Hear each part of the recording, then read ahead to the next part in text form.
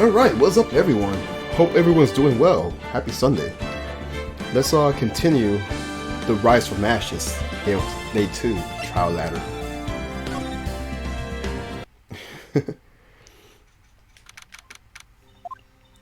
Mr. Wright. Huh? What? Are trials always like this with you? Like you're swimming up from the bottom of a lake, about to reach the surface. But no matter how hard you paddle, you never seem to get there. Pretty much, yeah. Except today we're swimming on quicksand.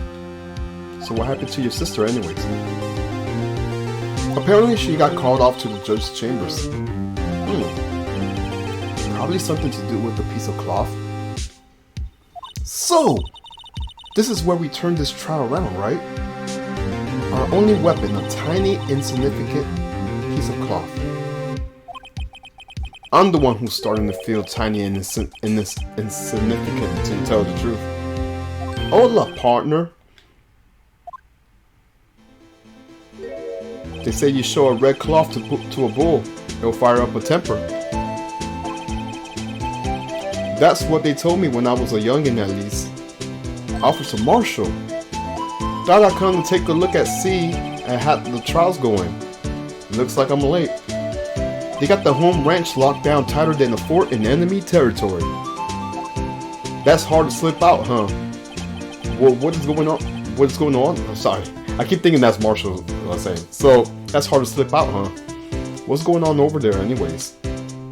All the police I've seen these last 2 days has been really on edge.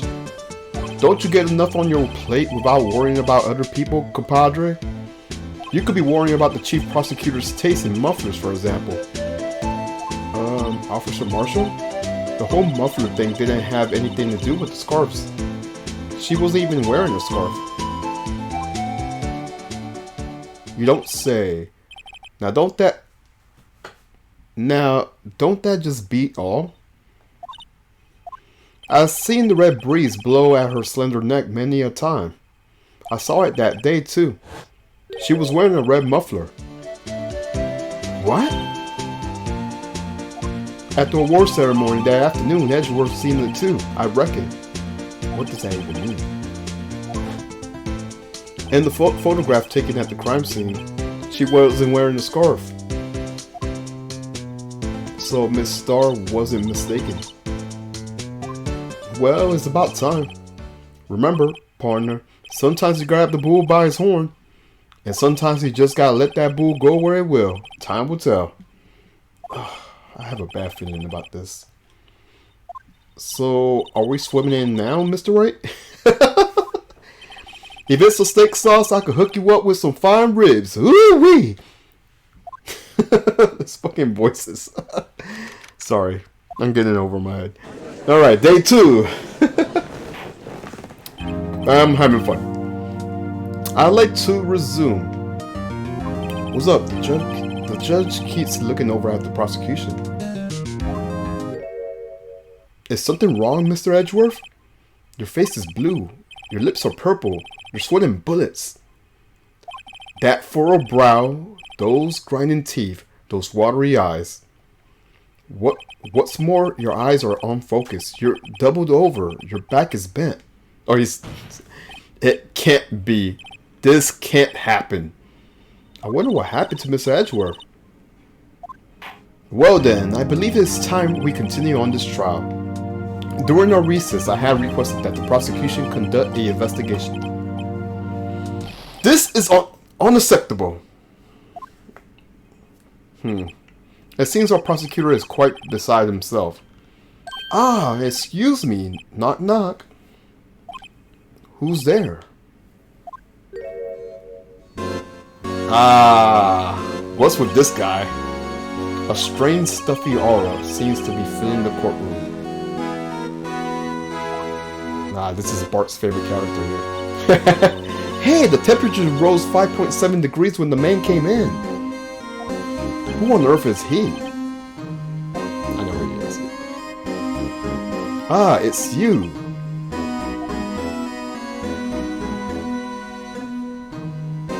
And he's just staring at you. Oh! Sorry, I'm late. Udgy. The rows were packed, it's just me. Long time no see, oh Udgy? How you been, swim much these days? Ah, hello, hello. No, I've been so busy. Busy? Busy smizzy, Udgy, my boy. You have to make time to relax. Yes, indeed. Udgy? Seems to be his nickname for judge? I'm afraid you're right. Very afraid. Sorry, but who are you? Ah, so you're Righto, the attorney. I heard good things about you, son. Oh, thanks. So sorry about a little wordy giving you all that trouble, eh? You know, we should all go swimming together sometime. Jolly. Little Worthy? Mr. Wright. You don't know the district chief of police? Chief of police? He's the top-ranking police officer in the entire district. It's Gaunt. Just say his name. He keeps staring. Name's Gaunt. Damon Gaunt. Pleased to meet you, everyone. So, what do we owe the honor today? It's been over 2 years since you last came to this courtroom, hasn't it?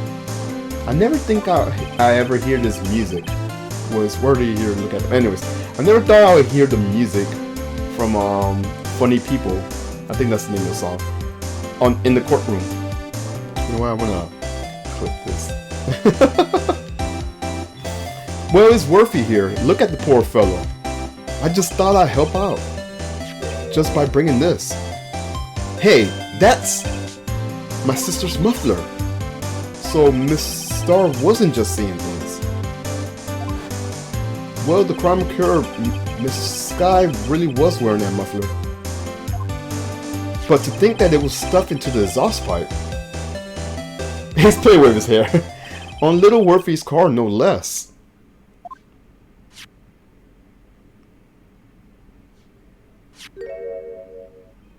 It's really quite embarrassing, even for us. What's this? It's what you call the switchblade knife. Quite perplexing, this. Chief, what kind of outfit are you running? Mr. Edgeworth, how could they miss such a vital piece of evidence? If your investigators are the this lax, how do you expect us to do our jobs? Now wait a minute, Wordy. I'm no desire to hear your excuses. I'm telling you to wait. Or didn't you hear me? Have a look at this have a look at this document where it says person in charge of investigation. There's no mistaking that the signature is there. Miles Edgeworth. That's not fair. On the day of the crime, I had your head in the clouds because you got that award. I know how you feel. But you're the person in charge. I'll expect a written apology. What? Are you serious? Don't be too upset. We found a way to clean up that mess that you made. This is the first time I've seen Mr. Edgeworth at a loss for words.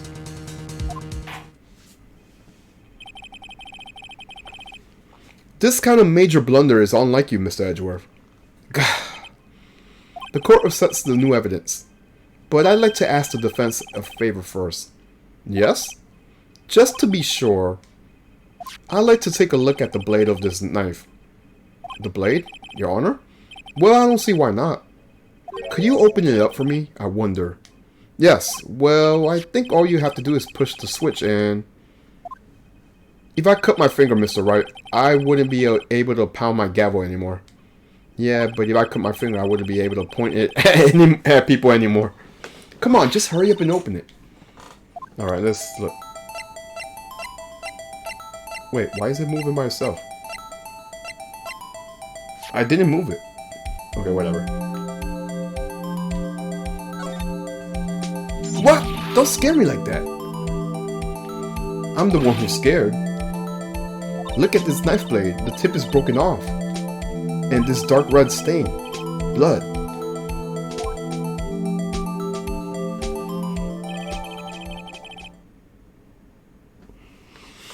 Alright, so found at the crime scene wrapped in the defendant's muffler. Okay. This does not excuse the actions of the police department. I would like to hear an explanation from the chief of police himself. I'm terribly sorry, but could I ask you to testify for us about the split between the prosecutors and the police in this knife? Sure thing. Not a problem. Not even a little one, really. All right, testimony.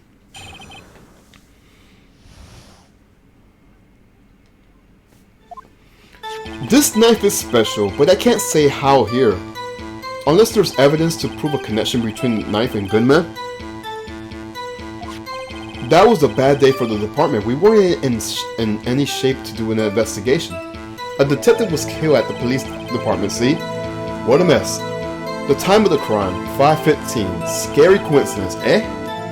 It's now officially linked to this here case, so I can't talk much about it.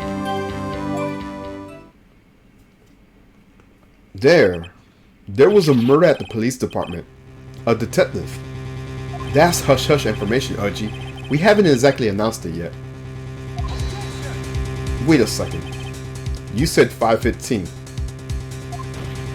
That's the exact time that Detective Goodman was killed at the prosecution's office. Order! Anyways, we at the department were all flustered, as you might well assume. We're in the middle of a top secret investigation. Don't tell anyone, okay? I think we understand the police department situation. Well, Mr. Wright? 2 detectives killed at the same time in 2 different places. The chances of that are really slim, scientifically speaking, of course. I'd like to exercise my right to cross-examine the witness. Very well. However, keep your questions focused on the case at hand.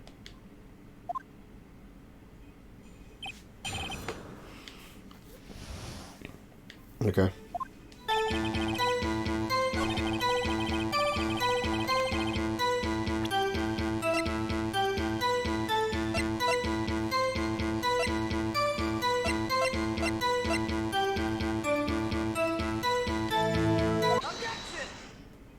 Wait a second. At last, an honest to goodness objection. This knife. This has something to do with Detective Goodman. What do you mean? Honest to goodness, what do you mean, Funaji? This is great. Look at the tag on this knife. It reads SL92. And this is important. Why?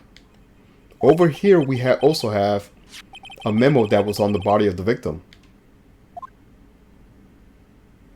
What's this? 6 minus 7s 12 2.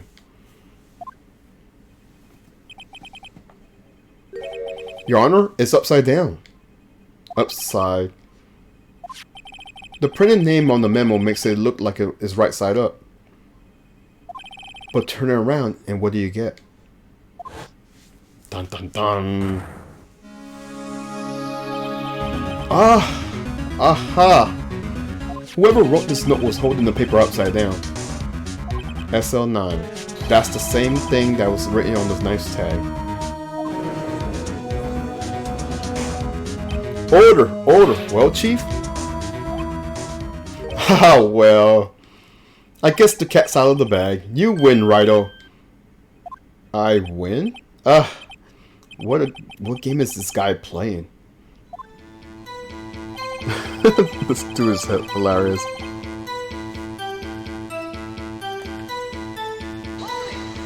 So this knife was stolen? Yes, but on the day of the murder. It was evidence, you say. Was it in fact a murder weapon? Nice. Good show, Little Worthy. It was a murder weapon as it happens. It was evidence from a case long since solved. So this knife was stolen on the day of the murder. And it was found in the exhaust pipe of Edgeworth's car.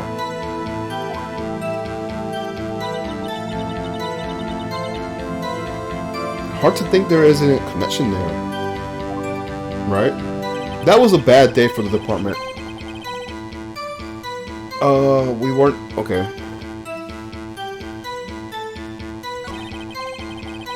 Maybe I could press them here.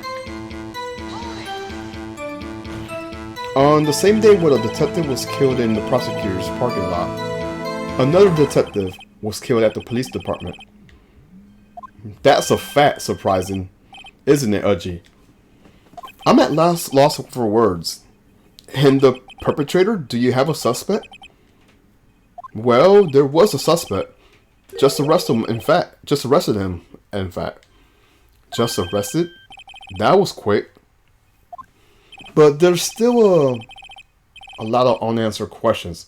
Maybe you could help, Wright. I suppose I could help. If you help me by giving me data on your case. Oh, good one. This kid's sharp. Okay, here's the deal. I'll tell you one thing and one thing only. Okay. So, tell me, where was the victim found? Well, I can't speak on where the corpse was found. But I can say the crime took place in the evidence room at the police department. The evidence room? Wait a second, I have heard of that. The evidence room. Didn't he mention this in his testimony just now? Okay.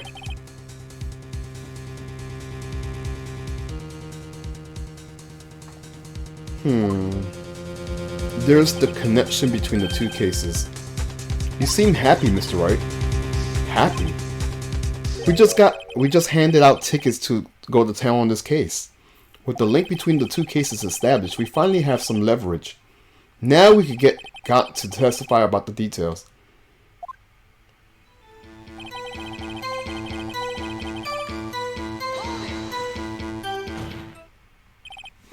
Chief, the defense position is simply this.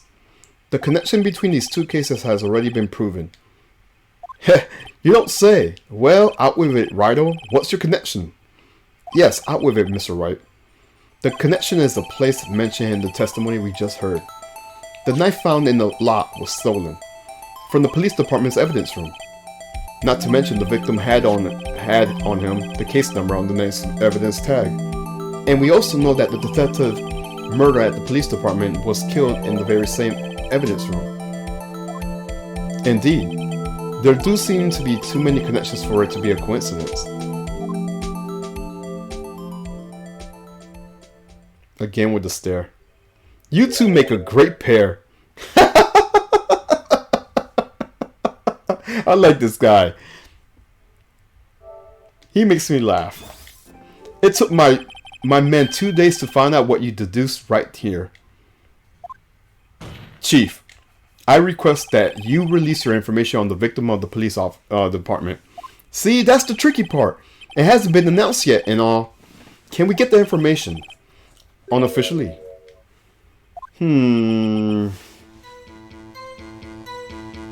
Sure, why not? It's unofficial after all. What? Really?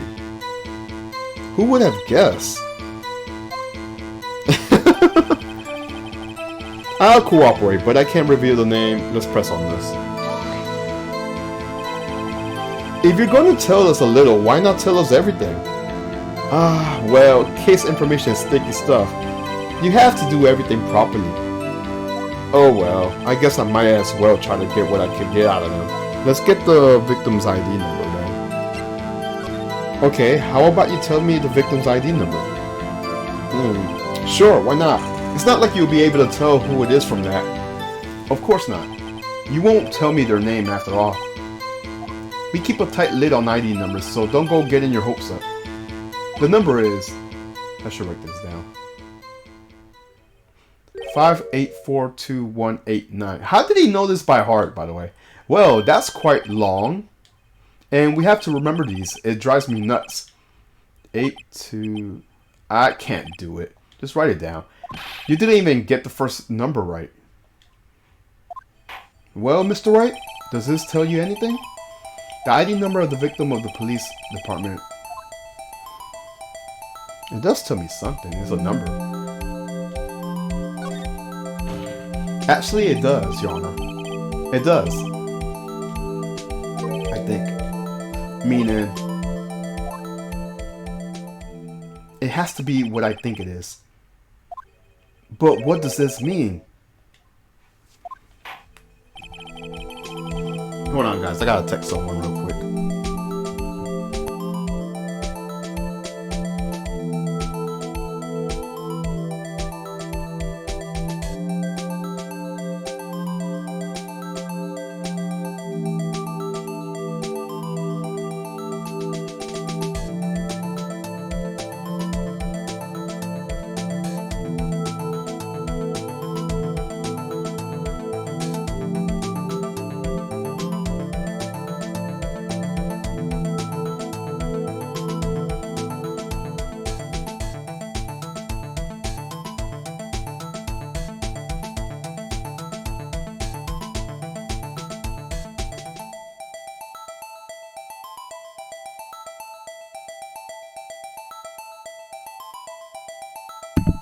Alright, sorry about that. Let's hear what the defense has to say.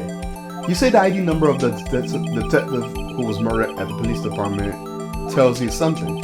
What does it tell you? Okay, we're on... Shit. Oh, there it is. Witness? What is it, Mr. Wright? You're grinning like it's a schoolgirl on prom night. No, it's just, I got confused. And this is news? Huh? Just come out with both gun blazing, like you always do. The police department, the prosecutor's office, two places, two detectives murdered at one time. Actually, I happen to have a police ID number here. Oh ho, is it yours? No, Your Honor, I'm a defense attorney, remember? This is the ID number of the victim, Mr. Goodman. Shame on you, Wright-o. Personal IDs are top secret. Detective Goodman's ID number is 5842189. And this means what exactly? Huh? Wait, the ID number we heard from the chief earlier. That started with 82. I've forgotten. You didn't even get the first number right again. Exactly.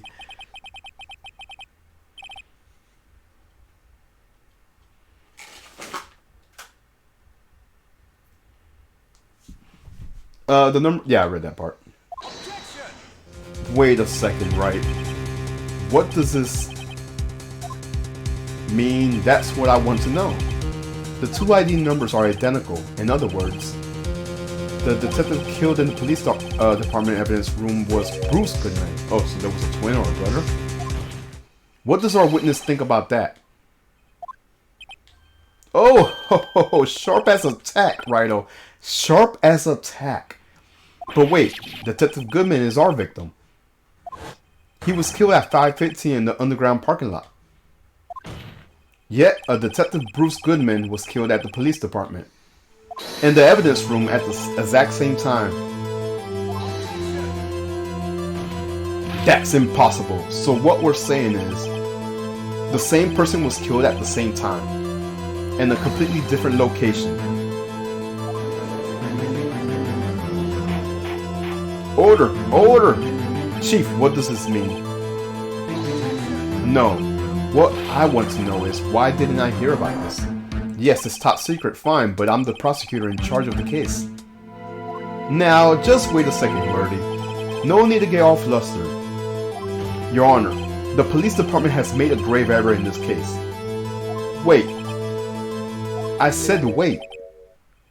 Or didn't you hear me? The oversight, the grave error. Mr. Edgeworth. They're yours. What? How? How dare? We informed you yesterday. I believe it was our officer Meekins who brought you... Oh, right! He did. He did. He did. He did. Oh, shit, I forgot about him. Officer Meekins. Yeah, the weird drawn person. Mr. Wright, where have we heard... Well, they were in the room with them.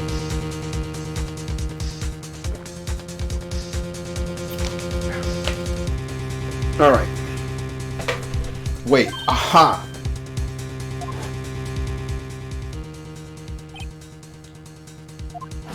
Yeah, this dude. Excuse me, but it's Mr. Edgeworth anywhere on... I remember it. I don't have to read this. I remember him.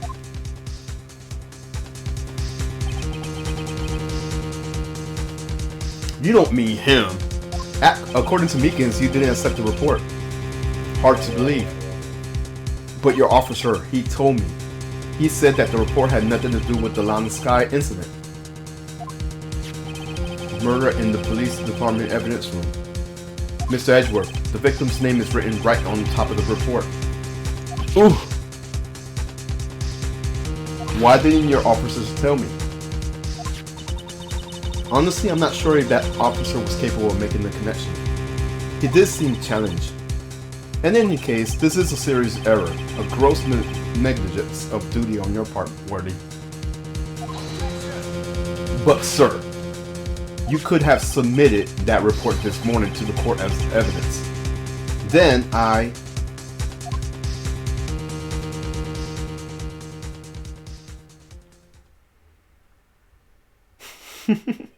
No such luck this time, Worthy, or should I say unworthy. What? Now, what was the second rule of evidence law? Well, Mr. Wright? Huh? Oh well, it's rule number 2. Unregistered evidence presented must be relevant to the case on trial. And how is this rule relevant?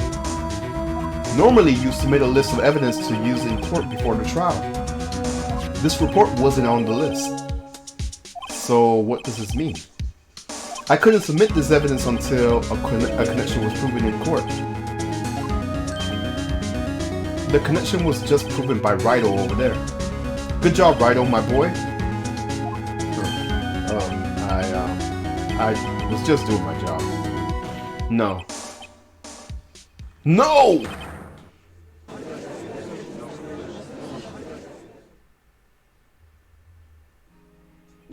It seems we have come to the end of this trial.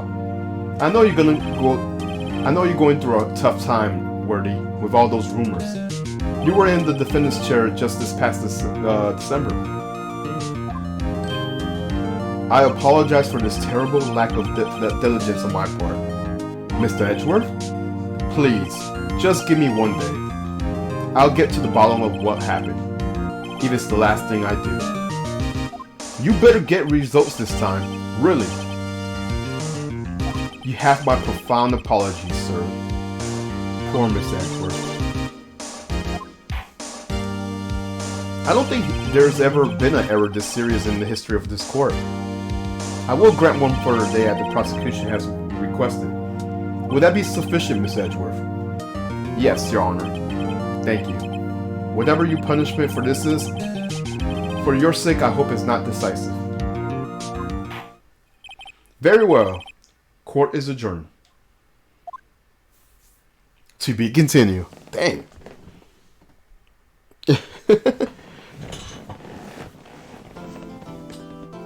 Yes, let's save.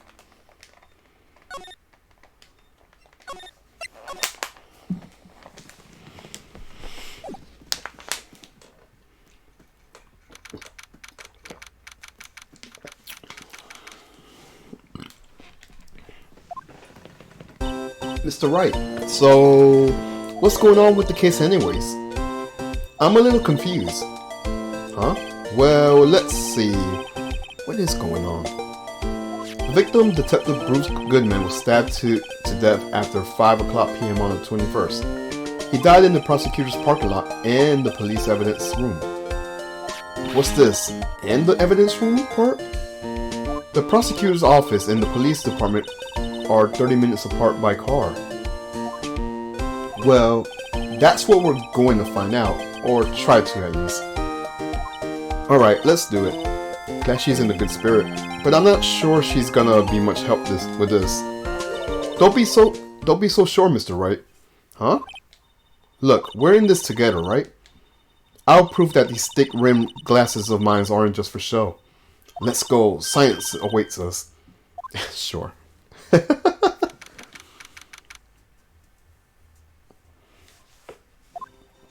You know, I really don't think we should worry about the police department murder. There wasn't even a body found there. Who cares? Yeah, It was only our victim who was killed in their evidence room, no biggie. Besides, my sister would never do such a thing, I know it. Yeah, I know this flashback already. My sister erasing evidence at the crime scene, never. Even though she says they don't get along, Emma really likes her sister. That's not it at all. It's just, we're both professionals at what we do, and I trust her. Big words for a high school student. Well, whether there was blood on the floor or not, the water in that oil drum washed it all away. Ignore the strength of my science at your own peril, Mr. Wright. Huh? What's that grin for? This situation calls for one thing, and that is Limoncells testing fluid. Lumino? Blood is sticky stuff, you know. You can't just wash it away with a little water. Even if you can't see it, it's still there. Yep. But wouldn't the police have already done this? Wouldn't they have done these tests? Never trust anyone's eyes but your own, Mr. Wright. Just give it a try.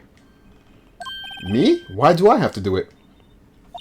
I'm a minor and I can't even drink yet.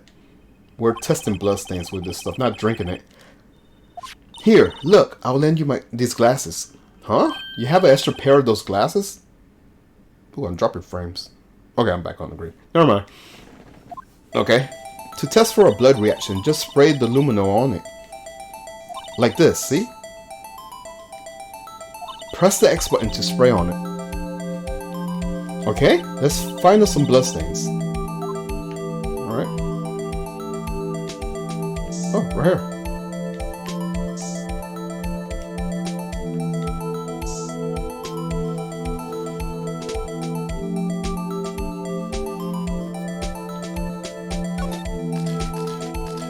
I can see her eyes shining behind those glasses. So, is this a blood stain? It's a cum stain. Emma, you're shaking. It's just, this is my first time seeing real blood. Scientific investigation in action. Okay, well, we'll definitely know this is blood stains. But doesn't something strike you as odd? Scientifically speaking, of course. What's odd about this, scientifically?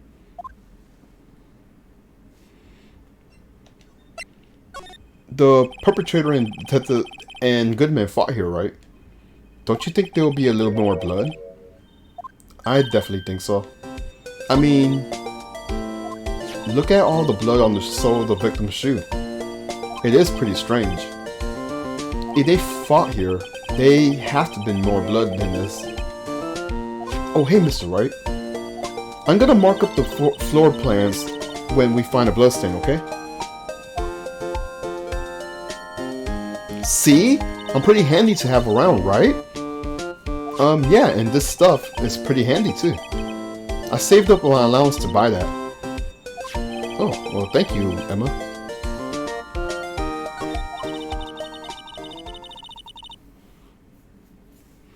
We can't be sure that the police will review all their evidence in court. Sometimes they fail to mention evidence that doesn't fit with their view of the case. Then let's drag that hidden evidence out in the light of day. Yeah. It feels like we're really investigating a real crime, doesn't it? Oh, it is. Guess I should give this spray on... Guess I should give this a spray on anything suspicious. Ha! I wonder what that fluid of yours would react to a deli box. She's back.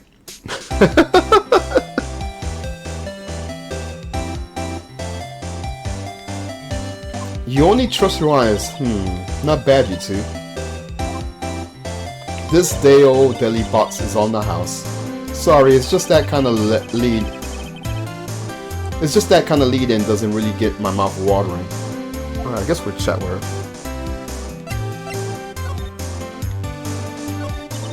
You certainly put me on a tight spot today. My apologies, Miss Starr, but... No, it's okay. It was my fault. Oh, we know. I witnessed everything from the security room right there, but I was afraid that wouldn't sound convincing enough, you see. I was wrong to think that. I'm sorry. Sorry, you lied on the witness stand. That's unforgivable.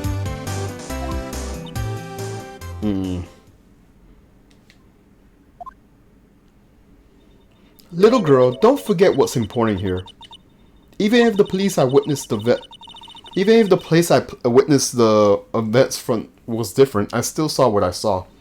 I saw Sky stab a man in cold blood, and the testimony still stands. I swear on the honor as a detective. She stabbed Goodman. I know this photo has something important to tell us, but what? No, I guess we'll keep talking. So, you were a detective, weren't you, Miss Starr? Yes, it was a long time ago. Well, 2 years ago. No matter how hardened the criminals, when they face me, they coughed it up. Coughed it up? They confess. They babble like babies. You know... No, thank you. I may seem like a demon sometimes, but that could be an angel too. I wouldn't doubt it. Every day, I dragged the dirt out the mouths of suspects after suspects, and before long, they called me the cough-up queen. Oh, and here I thought someone had gotten some food poisoning from your luncheons, and you were let go, fired?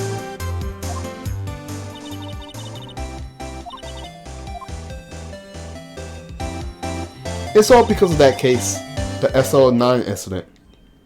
SL9? She doesn't mean.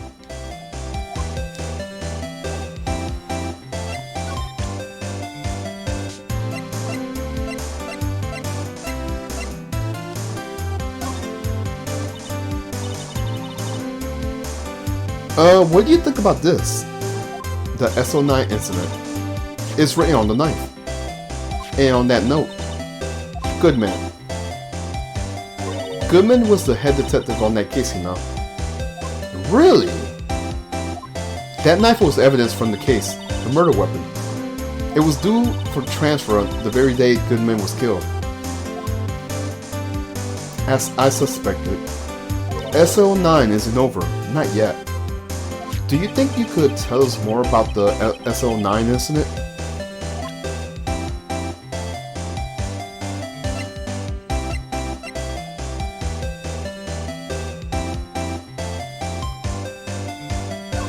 If you think about it, I could have taken that picture from the guard room, but even I get flustered sometimes. So you went straight to the scene of the crime. I rushed towards the chain link fence in an effort to stop the murder. That's when I took this photo, yes. In other words, 5 minutes after the crime. Those 5 minutes are the whole problem. The whole in my testimony, as it were. The 5 minutes weren't the problem, Miss Starr. You lying was the problem. Listen, little girl, I had my testimony disregarded before, and I wasn't gonna have it disregarded again. Just like that time. That time.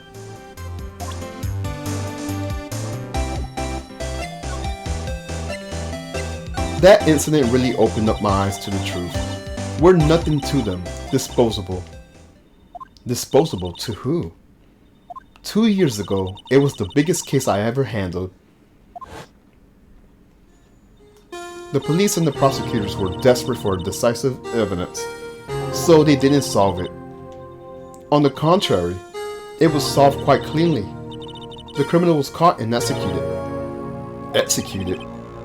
Yes, the criminal got what was coming to him. It doesn't get any clearer than that.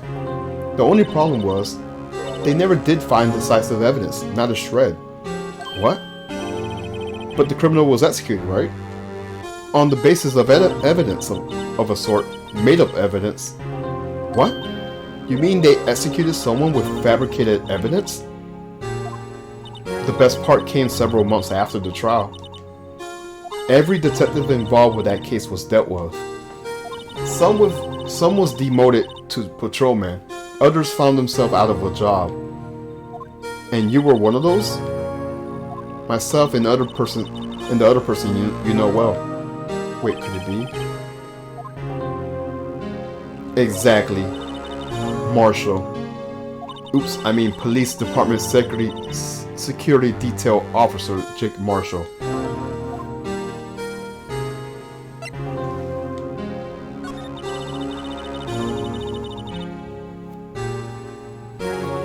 As professionals detectives, we investigated that case from every angle.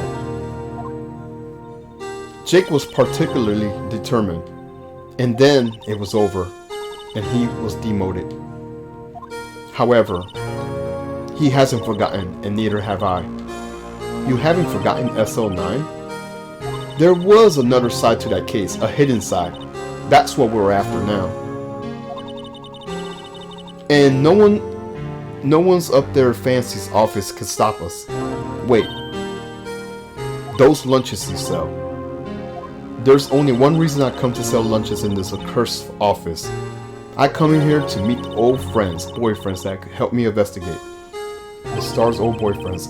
How many does she have anyways? Just when all the detectives on SL9 have disappeared, we find new evidence. There has to be a connection. So, Rookie? What?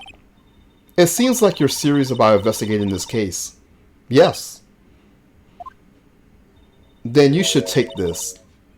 A Salisbury steak lunch. I know a certain guy who might help you if you tempt them with this treat. Okay, thank you.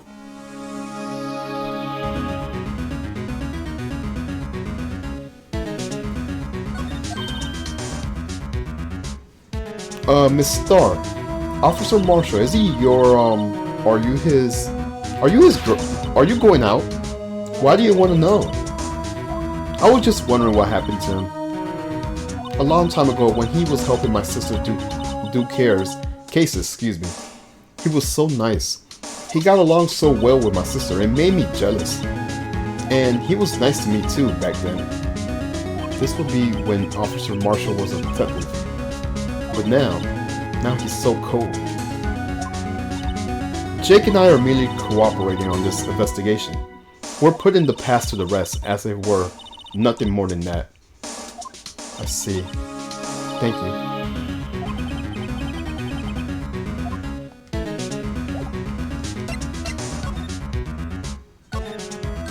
Okay, I did this one already. I just want to make sure.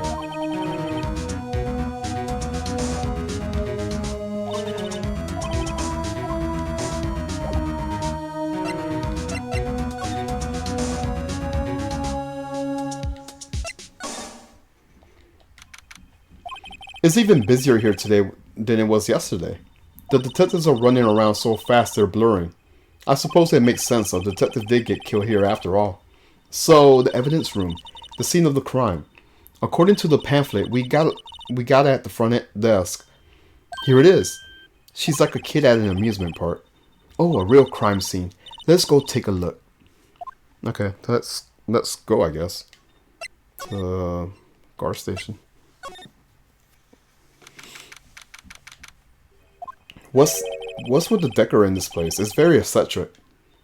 According to the pamphlet, this is the guard station for the evidence room. So beyond that door is the evidence room. The scene of the crime. It sure seems that way. Oh. What's wrong? It's those catty. They're so prickly, so opposing. It's so hard to think straight. If you can't handle the cat teeth, stay out of the desert. What I want to know is, if there is a guard station, where's this guard? I have a feeling I know who he is already. Okay.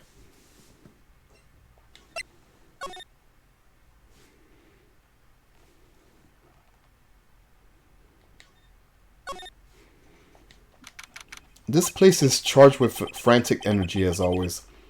Please. Huh? Wasn't that? One steak lunch, please. Oh, it's you. Gumshoe. Now's no time for chit-chat, pal. I'm a busy man. What I really need is a steak lunch for Lunchland. Oh, you mean one of these? I guess we give him that. Actually, it's not for sale.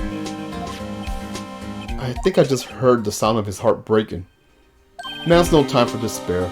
We caught our criminal, now we just need evidence. The criminal? You mean... You heard about the stabbing in the police department evidence, right, pal?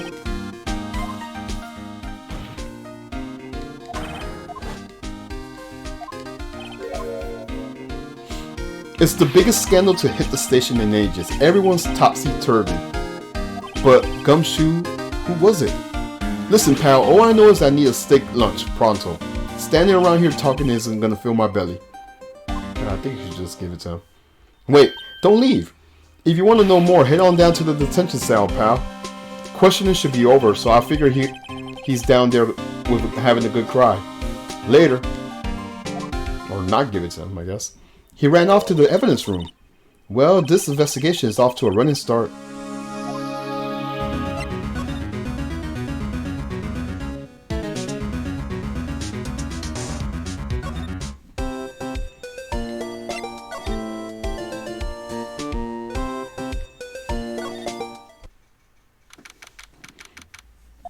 Still, I do feel better about things, a little. I mean, they caught the person who stabbed Goodman, didn't they? Oh yeah, I guess they did. Best to not go too far down the road right now. Things will get just more confusing. What was that? Sir, that's what I'm saying. Me, a perpetrator?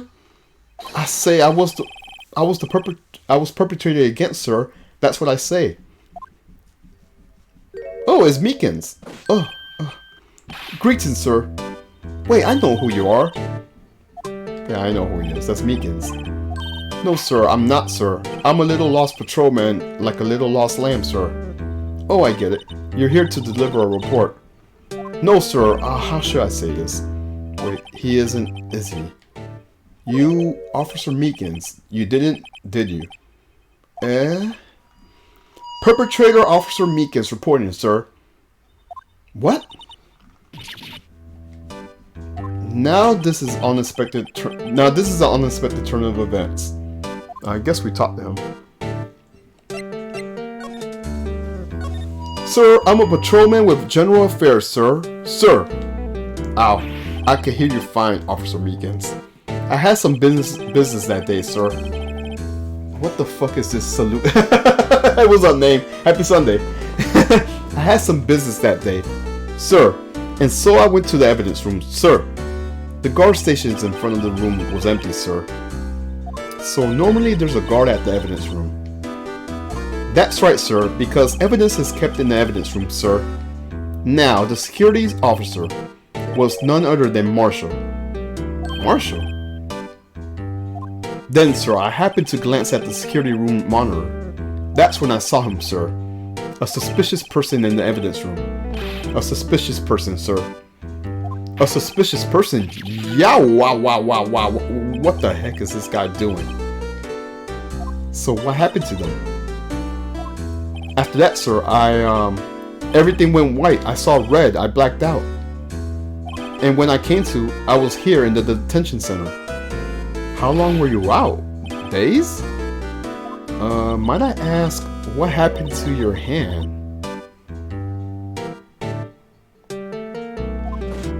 Sir, there was no one to bandage me, sir. So I did what I could do to wrap it up, sir. Pause.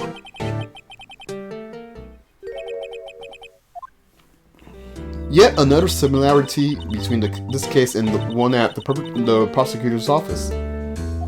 First thing first, tell us how you hurt your hand. I don't mean to pry, but you are the perpetrator, correct? You killed Bruce Goodman in the evidence room, right? Sir, please don't look at me with those sad puppy dog eyes, sir. If you have to label me as a perpetrator or a victim, sir, then label me victim. I would, but you happen to be in detention and alive without that. Yes, that's true, sir. I suppose you could say that. Did you know the victim, Goodman? Well, sir, if I had to label him as a stranger or a total stranger, then I'll say he leans heavily on the total stranger side. So you didn't know him. Sir, I worked in a tiny department devoid of light of other creatures' comfort. I don't know any details, any detectives. So, if he was a total stranger, why did you stab him? Sir, I have no intentions of killing him, sir. None. Nor do I have any recollection of killing him, sir. At least someone around here is more confused than I am. Alright, let's ask him about the hand.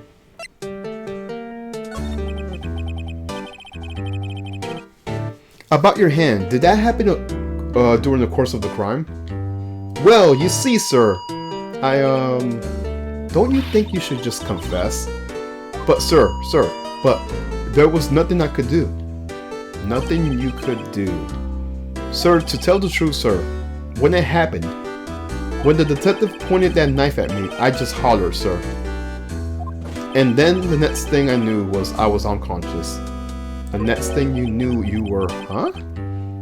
Then when I opened my eyes, I was alone in the evidence room, sir. All alone. Alone because Detective Goodman had disappeared. What? Then when I looked down, I was gushing blood from my hand, sir. Oh, the shock. Oh, the sorrow, sir. Can you imagine how I felt? The victim's body disappeared? That's some story.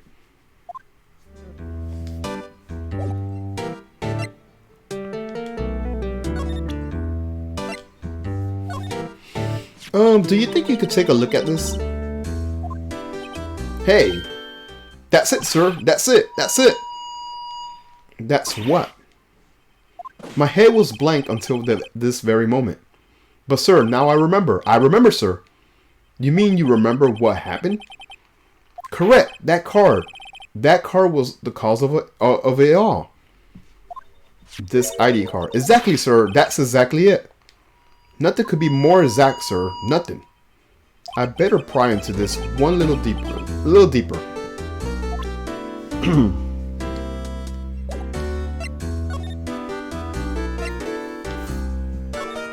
Can you tell me what it is you do remember? Well, sir, you might say I'm a little lost patrolman, a little lost lamb, if you will. I'm gonna be right back. I'm gonna get some water. Be right back.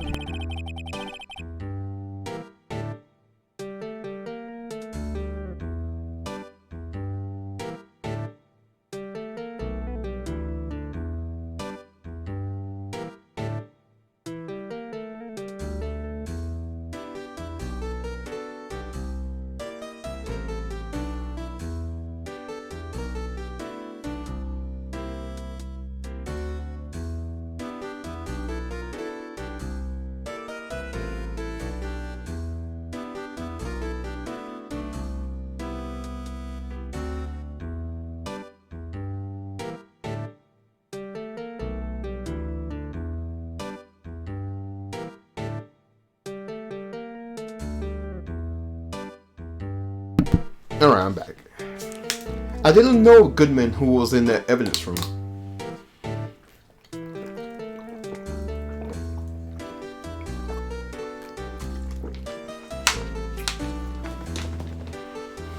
Alright.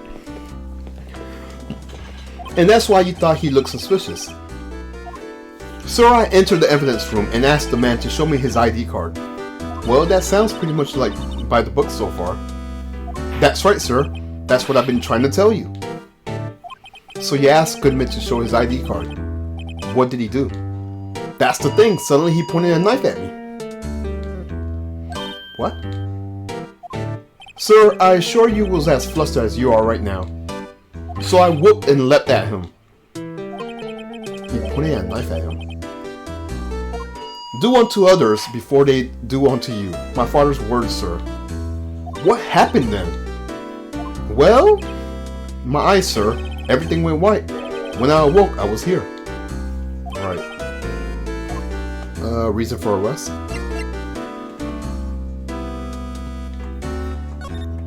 So, Meekins, why was it that they arrested you? What do you mean, Emma? Let's look at what we know. Good thing Meekins isn't dramatic, yeah. Now, Meekins didn't know Goodman. And the victim who he met at the scene of the crime didn't show his ID card. In other words, we have no way of knowing if the victim was really the victim.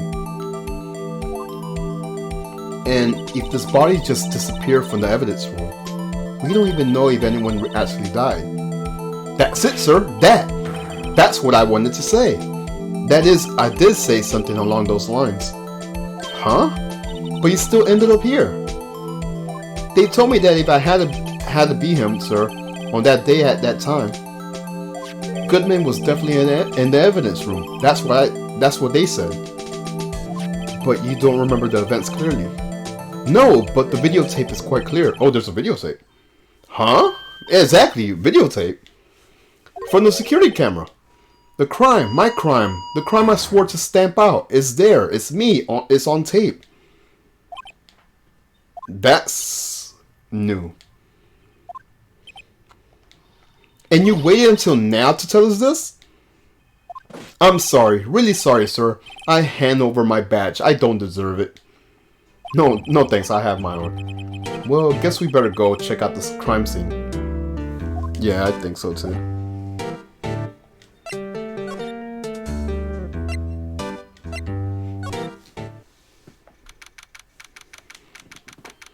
Hey, Mr. Wright!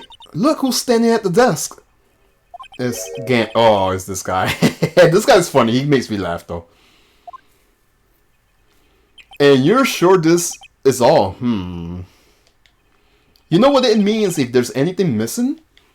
Sir, I'm sure it's most likely totally perfect. We checked all of his drawers, lockers, garbage cans, bags, coat pockets, hats, under his seat cushion, behind his monitor, inside his personal coffee machine. I see. Well, if anything does turn up, you call me right away. Deal? Yes, sir. We'll score the place again, sir. He looks a little flustered. Right, oh my boy. How you been? Swim much? Chief Gunn, reporting for duty, sir. Why are you saluting him, Mr. Wright? Well, I guess we'll chat with him. Is Edward gonna be okay?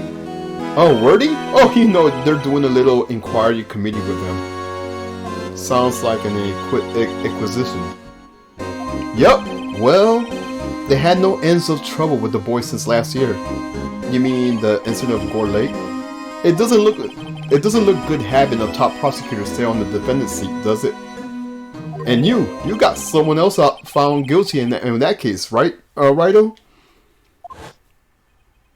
Von Karma. A legend he was, undefeated in his 40-year career. But in court you fixed it so he was caught for forging evidence.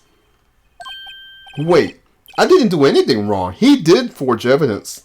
In any case, the prosecutor's office is a bit of turmoil, you might say. Why, they'll just about anything to restore the reputation. They'll do just about anything to restore the reputation. Now, depending on what the inquiry committee decides, it will be bad for Wordy. What?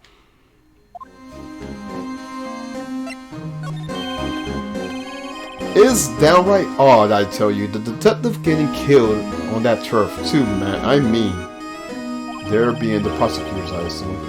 Scientifically speaking, it's impossible. Yes, but that's what the evidence is saying. Goodman was stabbed in 2 locations at the same time. That's what it says. What evidence is this? Now, Righto. I can't give away all the secrets just like that. Sorry, I had a burp. And this is in particular. Well, it's a little sensitive and I can't talk about it. I wasn't expecting much anyways. You know, one thing I hate most of all is hiding stuff. Secrets, can't stand them. But you know, it's a full-time job just keeping it in the chief's detective's trap shop. Ah, he was one of he was the one you were picking on earlier. Huh? You saw that? Whoops. I wonder what it was that he wanted the chief of detectives to do. Let's see if we could kind of discreetly ask him.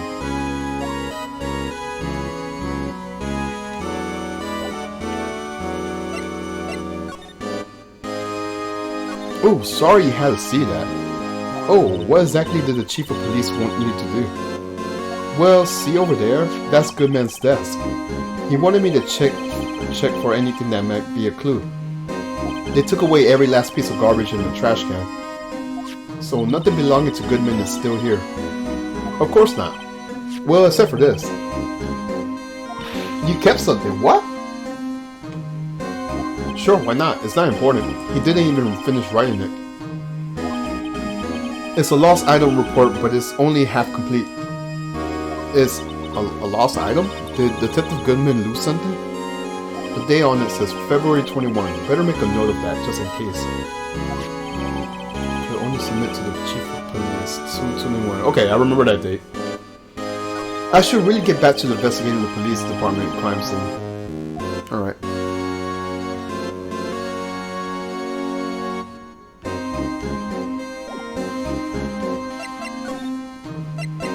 Actually, I was wondering if I could ask you a favor. Well, I never thought the day would come when Wright asked me for help. I was wondering if we could investigate the evidence room. That stare he does, man. Nah, Righto.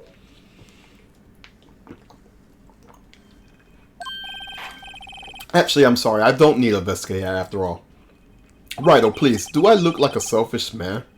Huh? Heck, if anyone asks me, sir, can I borrow $50? I'll give them $50, no problem. So go ahead, investigate that room to your heart's content. Knock yourself out.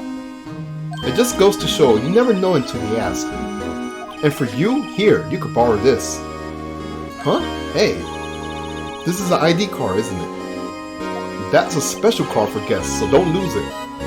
Yes, sir, it's an honor. Drinking some water.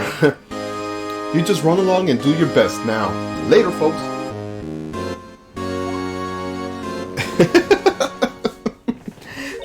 It looks pretty cool on my laptop, doesn't it?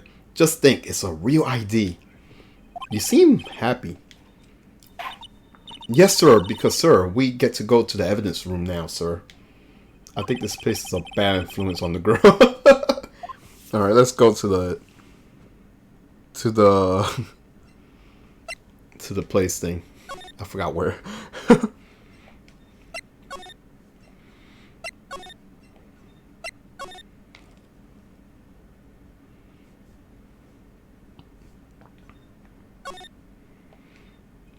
The evidence room is beyond that door. And we have the ID from Gant. Let's just walk in. It won't open. Ah, the card reader is turned off, see? What is the security guard thinking?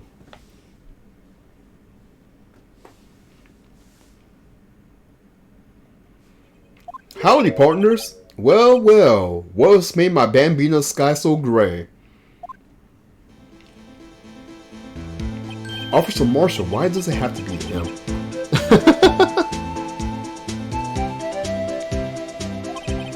What's that? Why does it have to be him look for?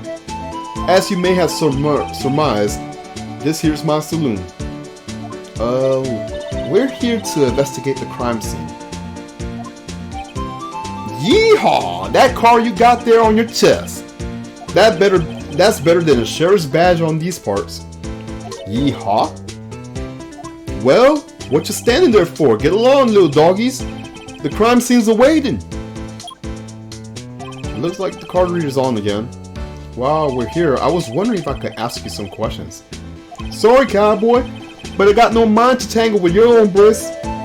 You're busy then. Did I say that? I only said I didn't wish to speak with you. Actually, you said you had no mind to tangle with us hombres. This guy is weird.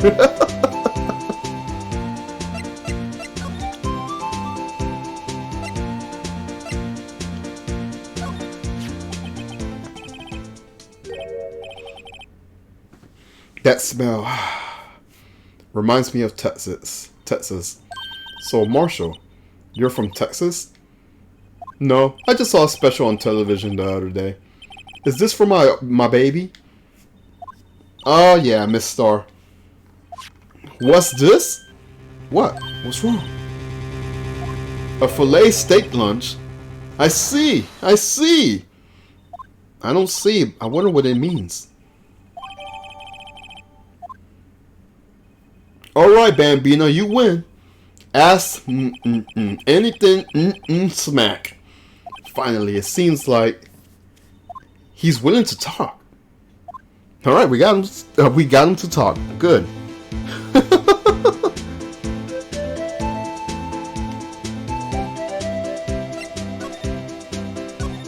Officer Marshall, you're in charge of security for the evidence room, right?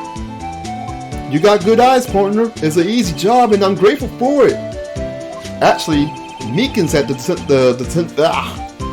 Meekins at the detention center told us that that poor little doggy, poor guy, I keep getting his name wrong, calling him Meekly.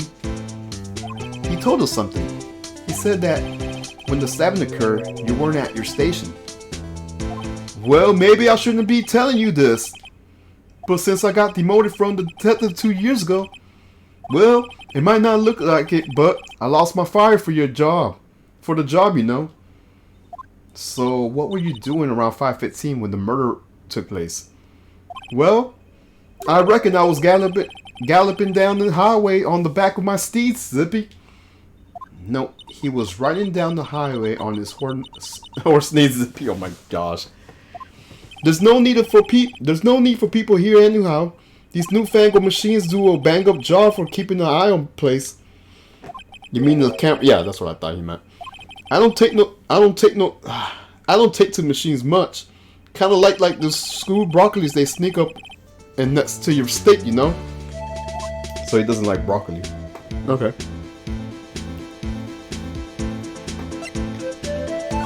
Miss Starr told us something. She said that you were a detective until 2 years ago. It was always my dream to be a rawhide wrangler on the scene of the crime. That's all gone now, like a drinking hole in the prairie's fire. You're still investigating the SL9 incident, aren't you? That was my case. It's all solved on the records books, but it smells like a bad game of poker. I can't let it go. That's all there is to it. So what kind of case was it anyways? We heard the name so many times, but no one tell us exactly what it was or what happened. There's some things you better off not knowing, Bambina. Anyways, that case is officially dead as of 2 days ago. 2 days ago, the day of our case. That's right. The evidence transferals. Edgeworth was talking about that transferals too. Alright, let's keep talking now. I know what maybe 2 of the machines in here do. Only 2 of them. There must be a dozen. Like I said, Bambina, me and machines, well, I like them as much as I like my stewed cauliflowers with my steak. The easiest ones to understand are those security cameras. Those who are... Oh, okay. If nothing happens, the tapes are automatically erased every few hours. Oh! And Officer Meekins and Goodman, are they on those tapes? I reckon they might be. You're the security guard and you reckon? One more thing. When you go into the evidence room, you need an ID card. Thus the card reader by the... Yeah, exactly. The card reader leaves a record of every ID card that passes through. Oh shit, I gotta remember this song. So this is the ID card record. I do remember the 584 one. Okay, so it came in at 514. Who's that 491? Hey, I seen that somewhere. Sorry, Bambina, but I can't show you more than that. Huh? I haven't heard whether this is related to the case yet. Mr. Wright, I saw a number on that record just now. I did too. I've seen that number before. I saw it too. I saw it. Well, she might be talking about her sister, but I definitely saw the 5 number. Maybe there's some way I could prove that record's tied to the stabbing. Sorry, but can you explain what this whole transfer thing is about? We keep only evidence from the solved cases in this room. They kept them here under the presiding defendants. I can't even read. They are kept here under the presiding detective supervision for 2 years, so we can reinvestigate them if it turns out that there was a mistake. See? So what happens to the evidence after 2 years? It goes to sleep forever in the underground vault at the department. That's what we call transferal. We do it every February. I see now. Transferal is like a funeral for old cases. 2 years after a case is solved, it's closed forever, dead. Never to be reopened again. Never to be reinvestigated. And that happened to SL9 2 days ago. Dang.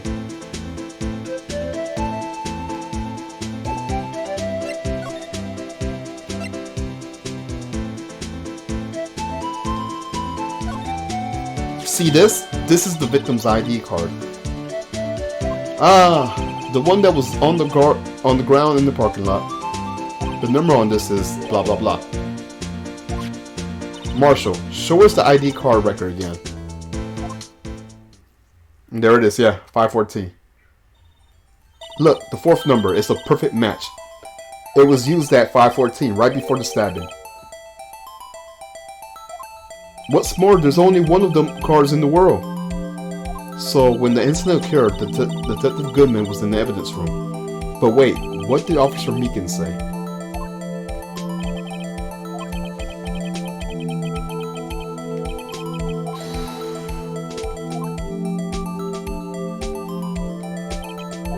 Alright, compadre, you win.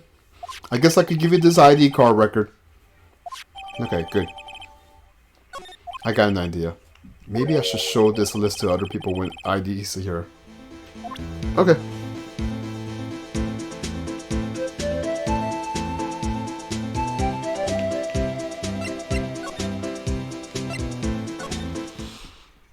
Let me drink some more water. It's quiet. The investigation must be over now.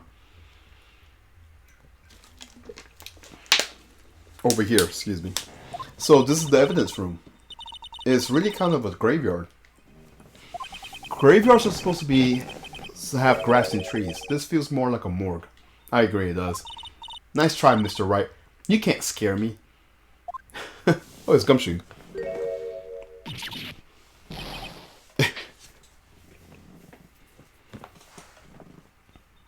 Sorry, I thought you were a ghost.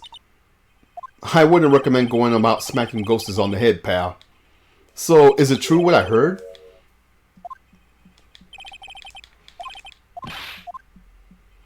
Yeah, it's true. So, Chief of Police Gaunt will loan anyone $50. Even me? Oh, so that's what you were talking about. Actually, I was put in charge of the investigation for today. Just for today? Boss for a day. But guess what? You got permission from the chief, so you're the boss for a day. Chief, thanks. First of all, you wanna have this. Oh, thanks. Alright, let's talk to Gumshoe. So, Gumshoe, you're boss for the day. That's right, it's an honor. After all, the murder took place right here in the police department. But you are a boss. Why are you all alone? Where are your underlings?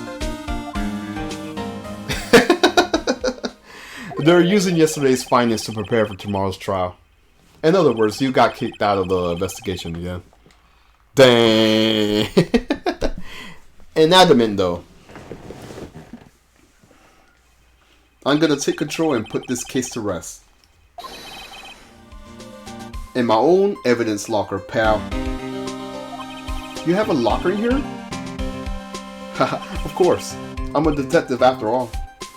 They gave me a locker that only I can open, pal. Only you can open? Okay, let's talk about Edgeworth. I always believe in Mr. Edgeworth, no matter what. So, Mr. Edgeworth is with the Inquiry Committee now, right? They're trying to figure out who's responsible for the mess up in court today. I see. I guess this is what you call fate. Mr. Edgeworth just can't get away from that case. That case? Yeah, that case. The SL9 incident, of course. That was the beginning of the end for Mr. Edgeworth. Maybe we could get him to... Yeah, exactly. I was just thinking that.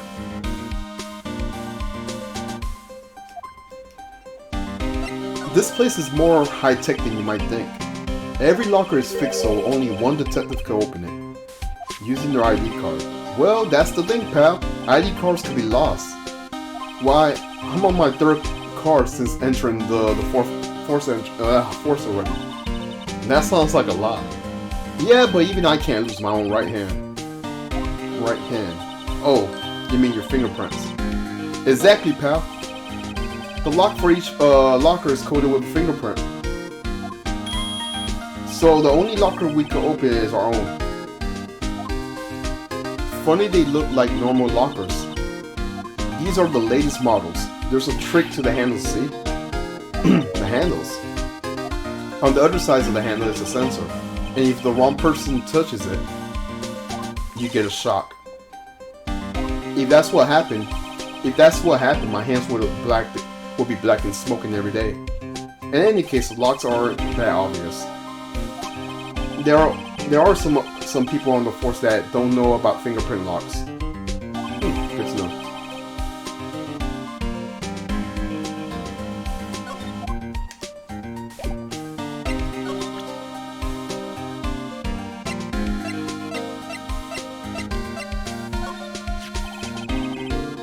And that switchblade knife. I bet Edgeworth was the most surprised of anyone because of the SL9 connection. That was Mr. Edgeworth's first big case, 2 years ago. That was the first time the world knew Edgeworth was a man to be feared. But why would evidence from the case turn up now? I guess it's nothing over now. I guess it's not over, pal. Maybe there are some loose ends left on that case. Oh, okay. Yeah, moment of truth, SL9. Now that was a bloody violent case. Violent? So it was a murder? A serial killing. A serial killing. Maybe I don't want to get involved in this after all. But the killer made a mistake, and Mr. Edgeworth built his case around that to nab him. And this was 2 years ago. That put Mr. Edgeworth right in the spotlight and started the rumors about forged evidence. It was supposed to be all cleaned up with the transfer the other day. It was the last job he ever did. Goodman, that is. Huh? What do you mean? Goodman was the detective in charge of the SL9 incident, see? So, that switchblade knife. The victim took the knife out of the evidence locker himself.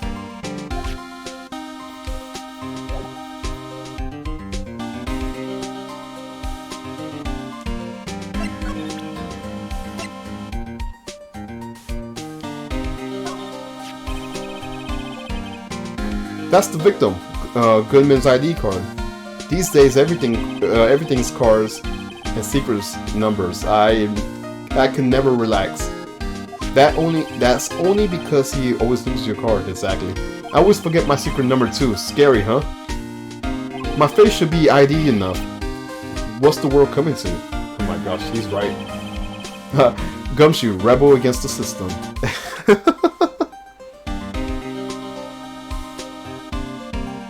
Okay, let's look around.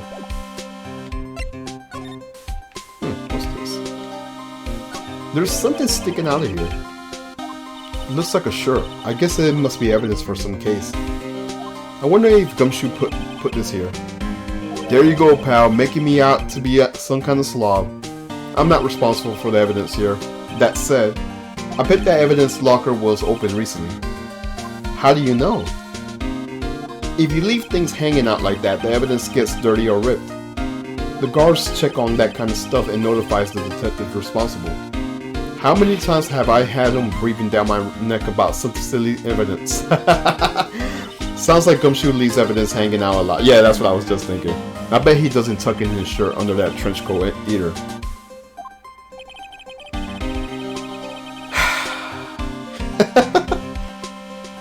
If you're gonna talk behind someone's back, don't do it right in front of them, pal.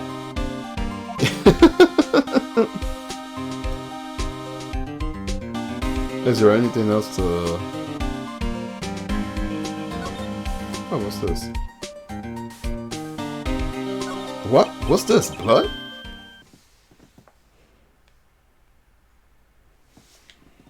It's a little worn, but there's definitely a handprint there.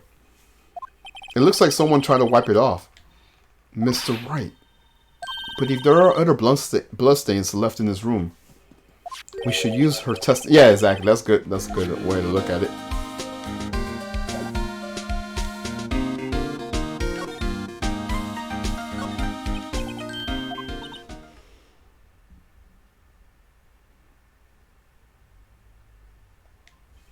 I read this already. Okay, never mind.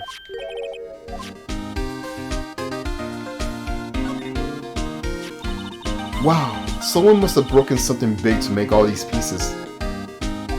Gumshoe, perhaps. There you go, pal, making me out to look like some kind of hooligan. That's apparently from the case. The case? The SL9 incident, pal. See the circle on one of the pieces there? Another piece of SL9 evidence. Alright, I guess we should just talk to him, no?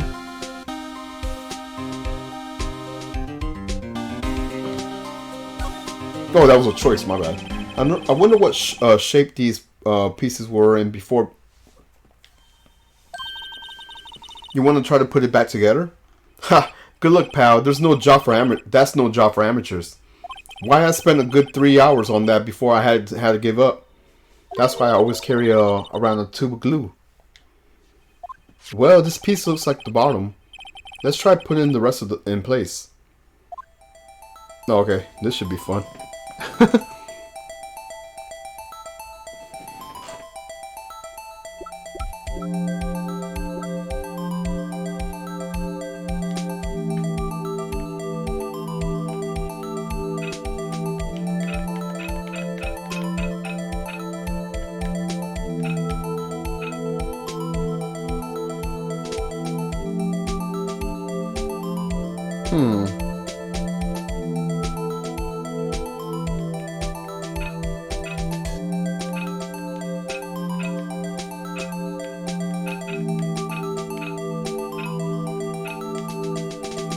It's no use. These pieces just don't add up to anything. I don't understand it. Maybe some pieces are missing. Let's try to put these as many as we can. Okay. Maybe I'll give it another shot. We could try it again. I don't mind. I just don't know what I'm doing. What's this white glove here? Someone left a glove here, but only one. Gumshoe, maybe. There you go, pal. Making me out to be some kind of absent-minded detective. The evidence from the case, you know. Oh. It does have a tag on it. Okay, good.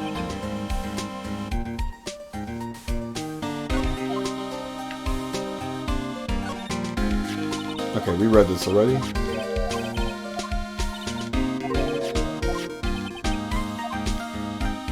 Alright, I don't understand this.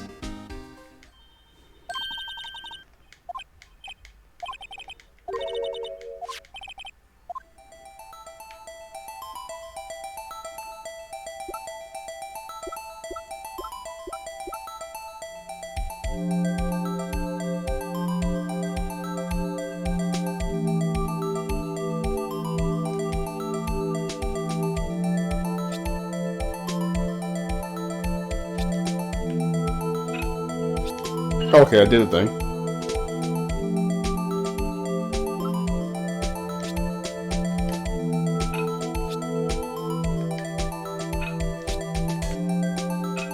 Okay.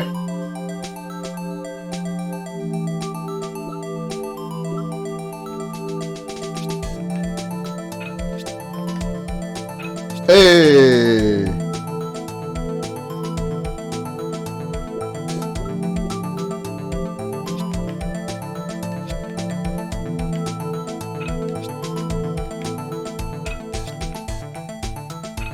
There we go. Getting close, getting close.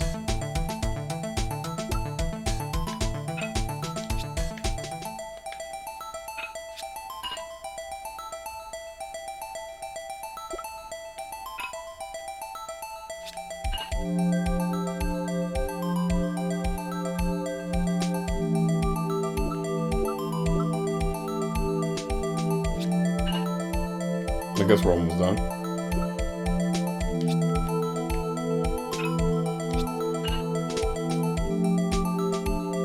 I guess we're still missing some more pieces, right?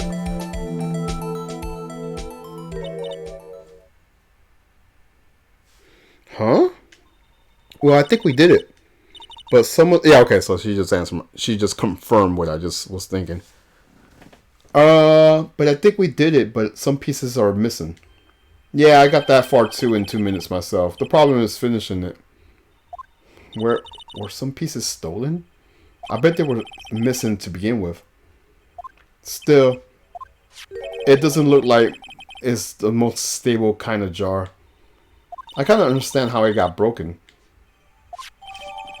Jar piece back together from the fragments found. Okay, I just had to read it. Um.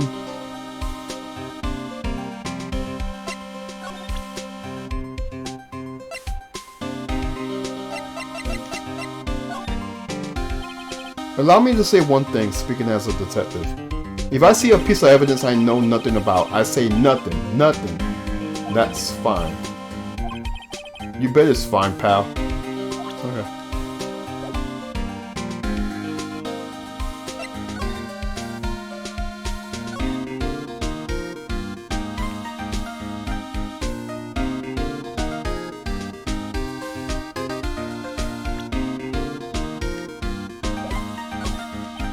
I read that already.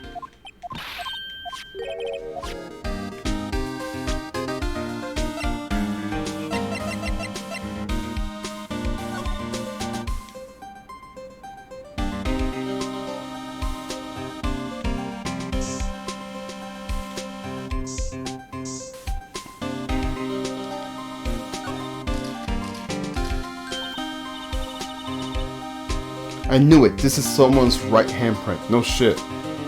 What? What's the matter, detective? This locker. It's mine. It's yours. Please. You have to help me. When they come to take me away, promise you'll testify I wouldn't harm a fly. You'll do that for me, won't you, pals? This is an important clue. I'll jot it down on the floor. Okay, thanks. I'm counting on you guys. Believe me, you can't trust the police. What? Well, you're a detective.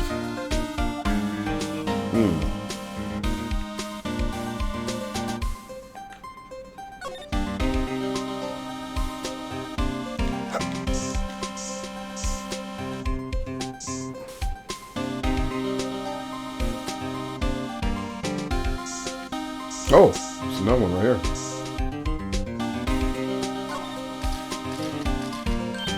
Why am I getting a reaction here? There's no reason for the murderer to touch the spot if he fled out the door.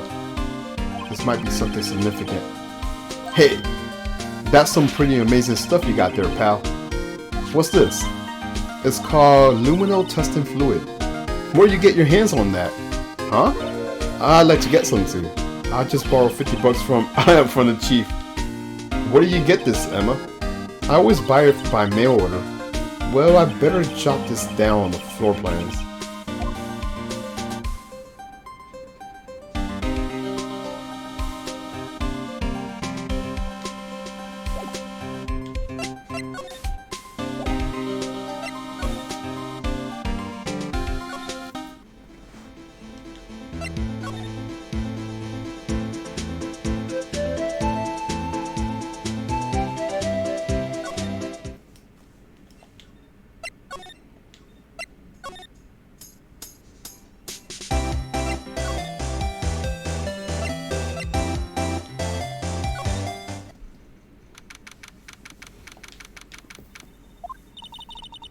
Well, this place is as classy today as it was yesterday. I'm sure it'll still be just as classy tomorrow, Emma.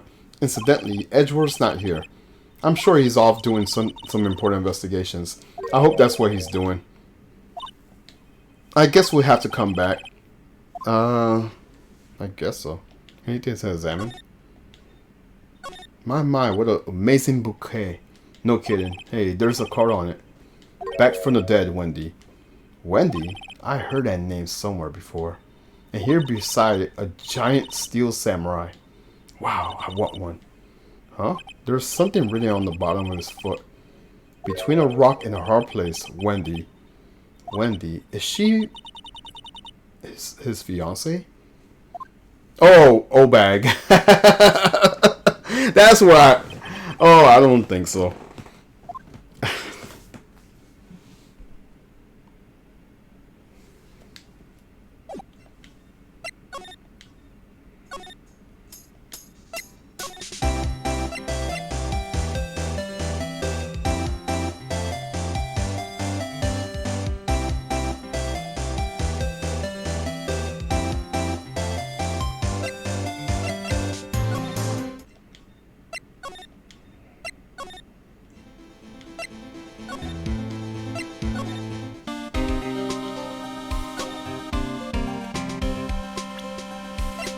I probably missed something.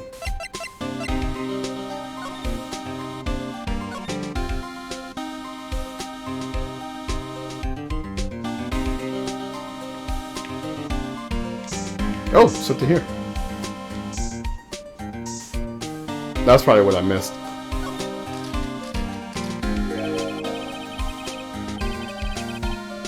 That must have been one massive pool of blood. I'm not a professional. What's your opinion, detective? Pale blue blood.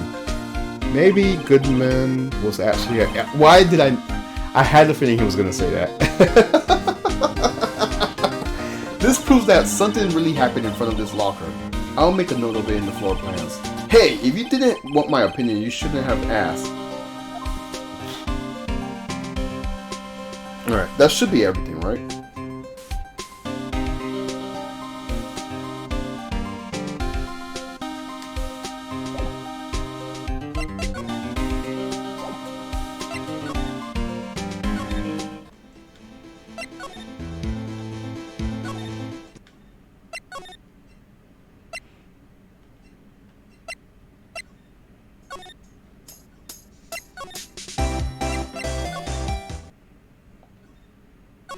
No, I must have forgot something.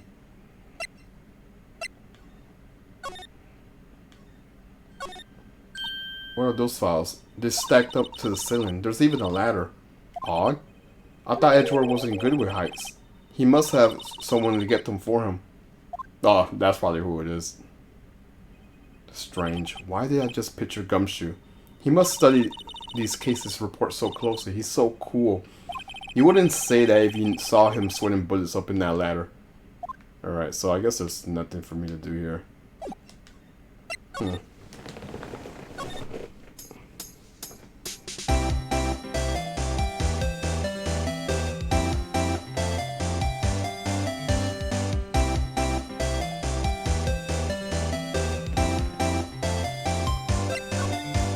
What am I missing?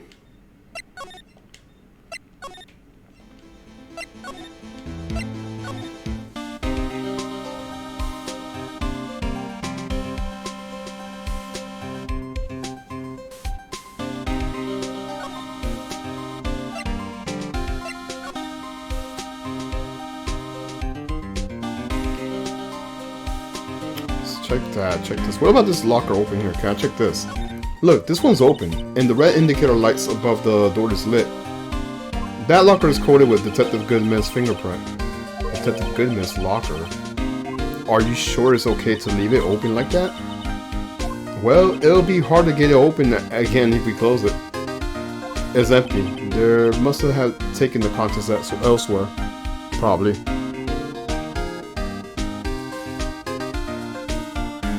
Should I scan anything?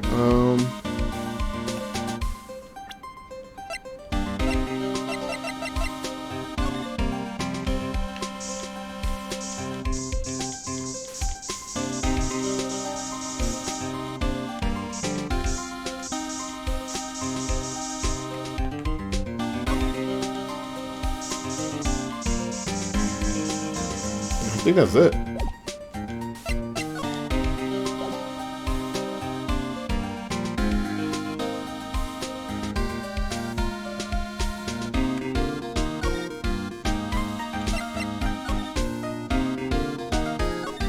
If you put these pieces together, it makes a jar. There are two things that bother me. One, why are some of the pieces missing? Two, doesn't it seem a little unstable? No wonder it broke. I'll make sure to remember that next time I make a jar.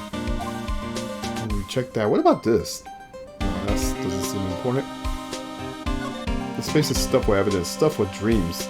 I'm not sure about the dreams part. It won't open. Did you really think it would? Hey pal, security is high tech around here. Okay. What about this paint? What is a saw and paint doing here? Since the dawn of time, true art has always been a war against oppression. True art? I noticed that there's blue and yellow paint there. Perhaps we're witnessing the birthplace of the Blue Badger. Well, you might say this is my studio. Here, in the evidence room? Oh my gosh. I think that's everything here. Yeah, I think that's everything.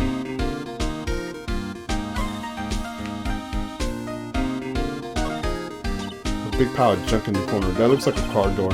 There's a pair of handcuffs attached to the frame. Maybe the guy that you caught was sort of an escape artist, or he got away.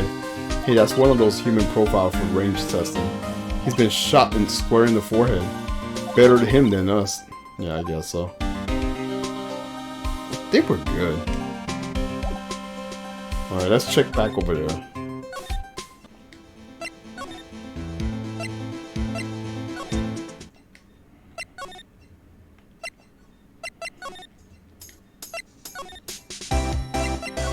No, nothing. I gotta be missing something.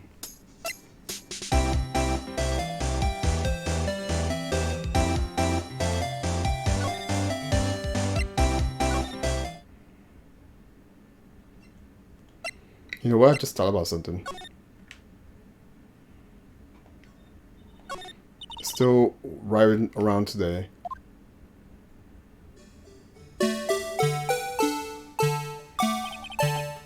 He's dancing. Speaking of dancing, the whole police department has been okay, I read that.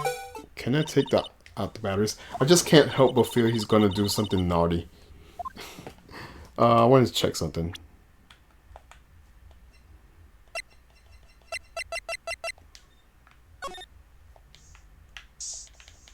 Okay, I just want to make sure. Okay, what am I missing though?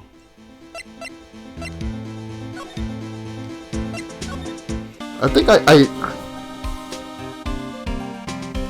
trying to think. I'm pretty sure I did everything.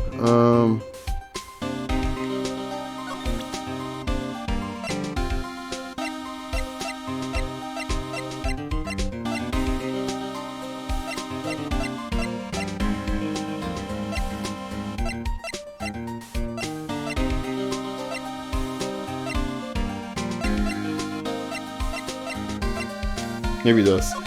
Can you take a look at this? This is the ID card record for people who came in here on the day of the stabbing. I heard the rumors. So it was Goodman who came in here at the time of the murder. Whoa! Maybe this is what I was supposed to give him. What is it? That second number. It's not your ID number, is it, Gumshoe? Mr. Edgeworth. What? The second number on this list belongs to Edgeworth. What? Why would Edgeworth have come to the evidence room? Hey pal, look at the time. Was there something you needed to be going to? It's just Edgeworth's inquiry committee should be letting out soon. I'm going to go give them my report. Oh, I remember this character. We'll see him later on. I'm going to go give them my report for the day. It might help, you know. Report? You mean the note written on the back of the flyer? The one that says nothing but no problems. It's Mr. Edgeworth we're talking about. I'm sure he could use a report like this. I believe in him. Who needs enemies when you got friends like Gumshoe? I'm off, pal. Later. I guess we should... Yeah. Yeah, exactly.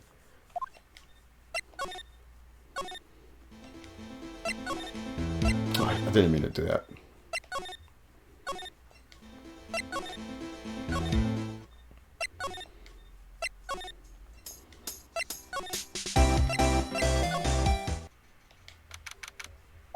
Oh, it's this guy. Ah, I guess. My apologies. Oh, it's you, the bellboy. Have we met somewhere? Huh?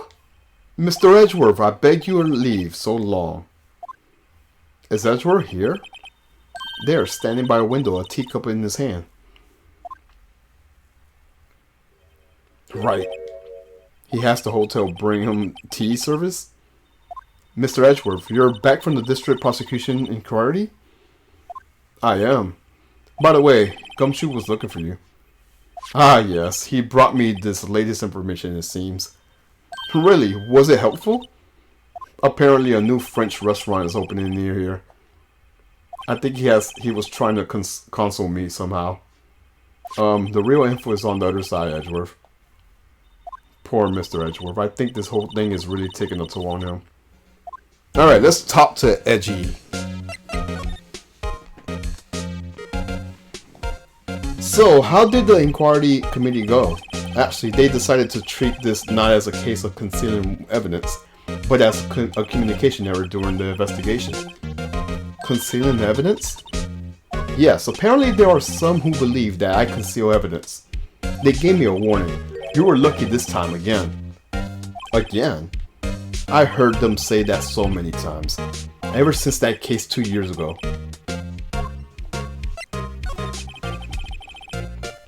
Are you okay for the trial tomorrow?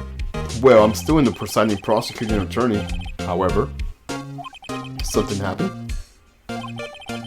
They gave control of the investigation over to the police department. The police department? Yes, any further investigation for this case will be directed by the chief of police, Gant. I could do nothing but wait for his results. I see. Why, I ask you why. All along, I've done only what I believe is right. I have nothing to be ashamed of. But still, wow, I've never seen him like this at all. Oh yeah, let's go show him some stuff. I think it was here, the report. No, it's this one.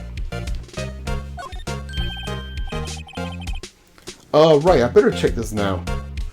I was saying was this a record of ID card usage? Edgeworth, you went into the evidence room that day, didn't you? Just before the incident occurred, no less. Yes, that's true. Why, Mr. Edgeworth? Please don't look at me like that. I was asked to go, by Gaunt no less. The chief of police? He wanted evidence for a case that wrapped up half a year ago. He told me he wanted me to keep it here in the prosecutor's office. But it was solved, right? It would have been evidence it was already filed. The chief is never one to explain himself. In any case of the day of the stabbings, I brought this back here. Can I ask what kind of case it was? I can't say. It really has nothing to do with the current case. Now I'm curious about this other case. I better make a note of it. Quote-unquote unrelated evidence. Stubborn as always, I told you this has nothing to do with the current case. Yes, sure.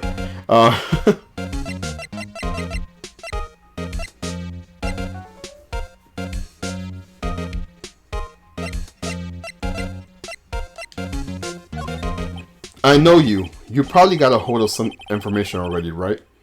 It all has to do with this case you were on, the SO9 incident, and some dark suspicion you were wrapped up in. You are the man who revived the worst memory of my life. I figure I'll be telling you about this sooner or later. He must be talking about his father's murder. Yeah. Okay, Edgeworth. Why don't you tell me about it? Tell me the truth.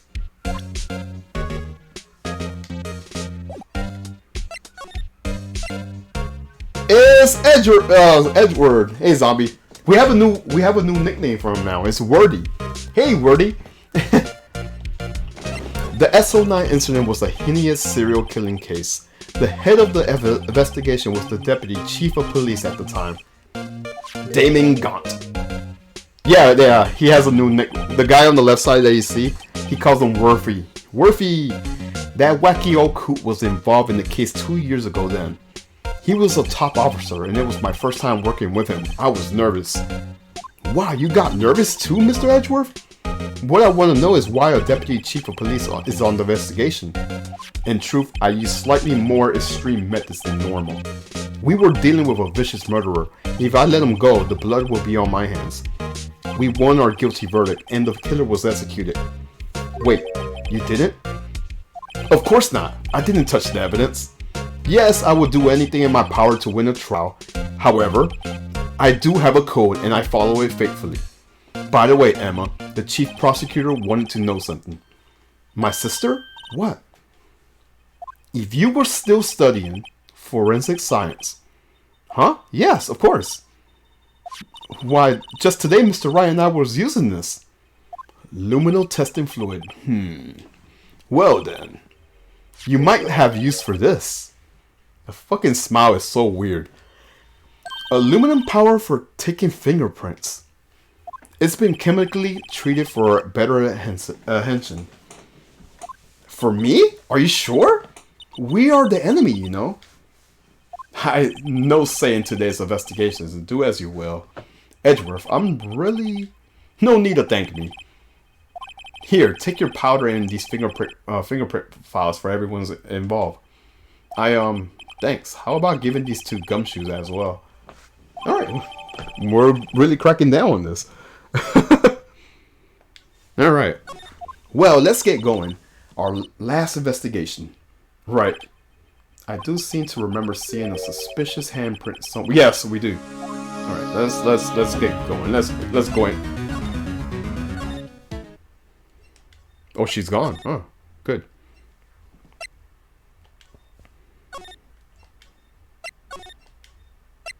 Oh, he's gone too.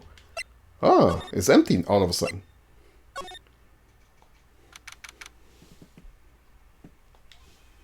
Alright. Our investigations turned up as suspicious handprints. By the way, happy Sunday, Zombie. I hope you're doing well. Here, in this blood on the detective's evidence locker. Let's use the secret weapon we just borrowed. Okay. This right here, yes. Right, let's get started. First, choose a finger. Does it matter? I don't think it matters. A finger? Each finger leaves behind a slightly different imprint. So let's choose the finger that will have left behind the clearest print. I guess the thumb, I guess. I really can't tell the difference at a glare. Quit procrastinating and choose a finger. I don't think it matters. Okay, now it's time to check for prints. Let me show you how it's done. Emma starts to get that sparkle in her eyes. First, we sprinkle the aluminum powder around. Huh? How do you do that? With the X button. See? Ah, it looks like that did the trick. The aluminum powder adheres completely to the print. Once the powder is well spread, just blow away the excess. Huh? How did I do that? With the triangle button. Exciting, I know. Imagine you're blowing out the candles on a birthday cake. See? Wow, that looks fun. It might take some getting used to though. It's fine. It won't go up on your nose or anything. You just pour the powder on thick and blow away the extras. Those are the basics of fingerprint, Mr. Wright. Hey, name. I guess I'll better give it a try.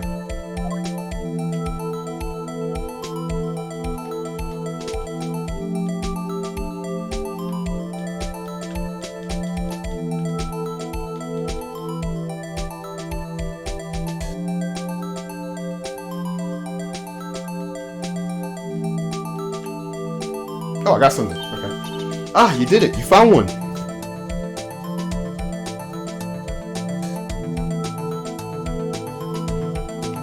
But this looks nothing like a fingerprint.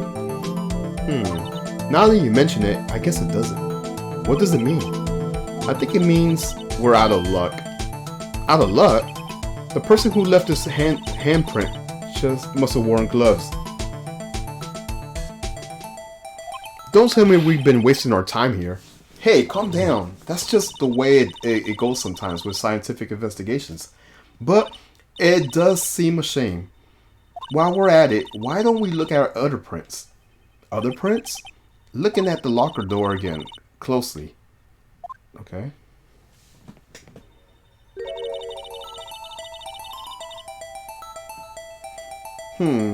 It seems like there are fingerprints outside the bloody... Yeah, there. I saw it. Let's see. We find it. Oh, I see it. I see it. Fingerprints outside of the blood. Yeah, it's right there. I see it.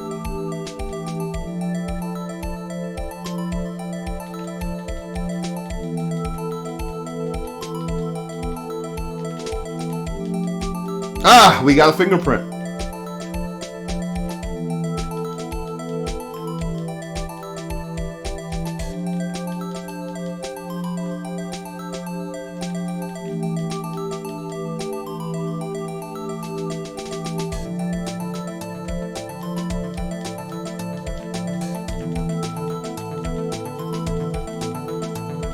Did I forget something?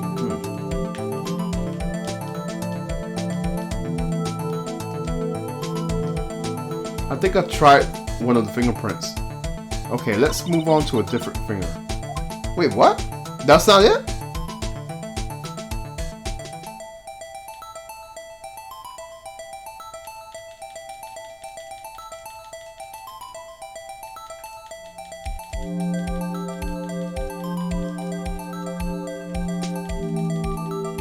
You would think that would have been it right there.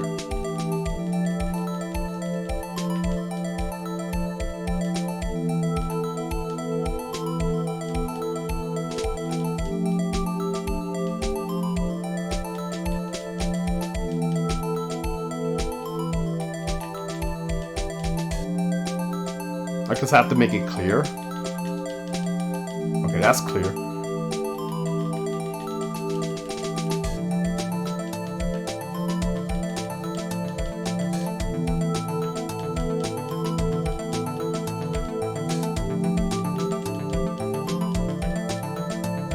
I mean, I could have swore this is it right here.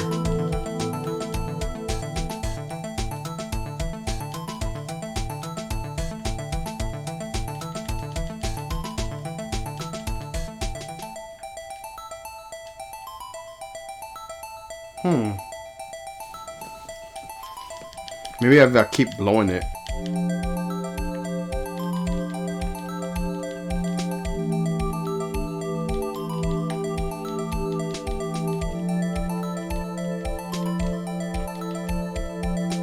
Oh, you have to hold it. A print so clear as that you have to hold triangle. Dazzling. Anyways, this print took a lot of effort to find. Let's match it up right away. So we're not done yet. This is quite a process. Well, there's no point in finding a fingerprint and not knowing who the owner is, right? I guess she's right.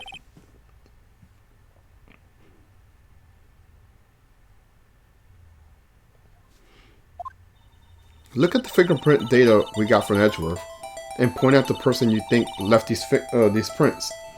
Huh? How am I supposed to know who it was? I could make it a pretty good guess. The bloody handprint and the prints are different places, right? That means that the prints probably don't have anything to do with our case.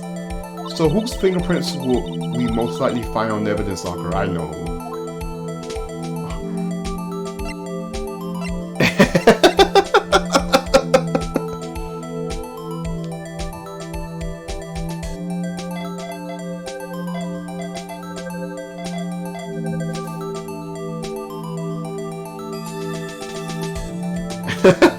Aha!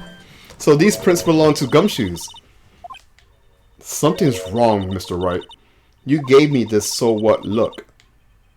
I guess that's probably because I was thinking so what. Okay, so we came up with nothing this time, but there's always next time.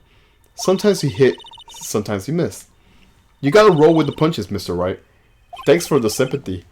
Wait, if I remember correctly, there was one other handprint in this room. Let's check it out. I gotta remember.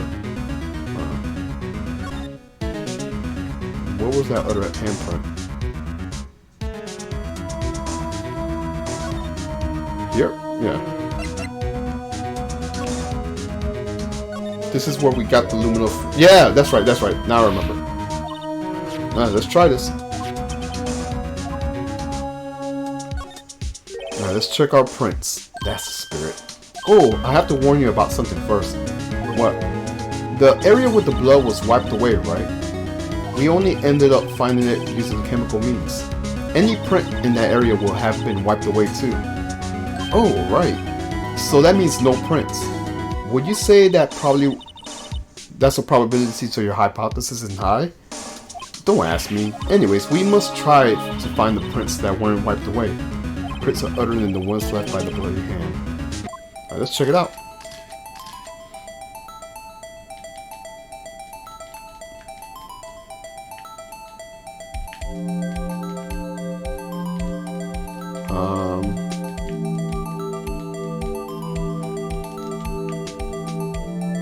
We're not dusting?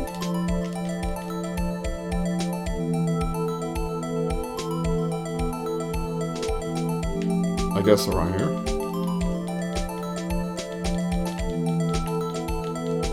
Oh, okay. I guess the fingers are missing, so huh?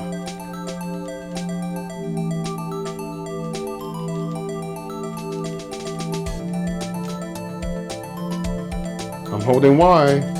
I mean triangle. Why did I say Y?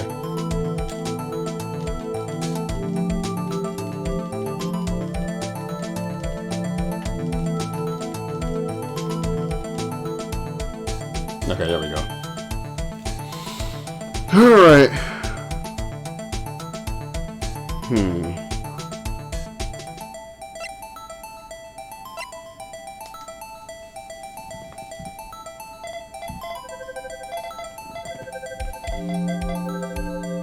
Comparison is complete. Match found. Hell yeah. Hey, these fingerprints, they... Whose are they? Who is it? Someone I know? It's Marshall. Huh? Officer Jake Marshall? It's just added to the corporate record. Okay. That's gotta be a coincidence. He's not involved in this crime. Emma. This is decidedly different from Gumshoe's print.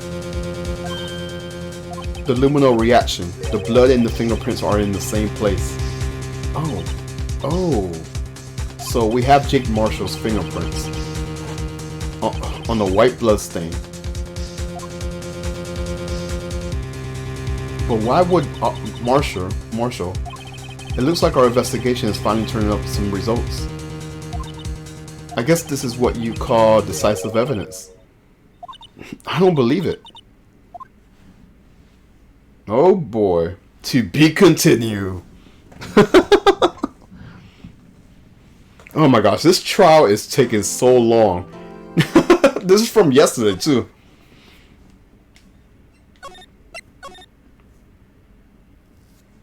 Alright. Well, it was mainly because I was investigating. That's why. Alright, anyways. So what do you think, Mr. Wright? I think the prosecution is as confused as we are.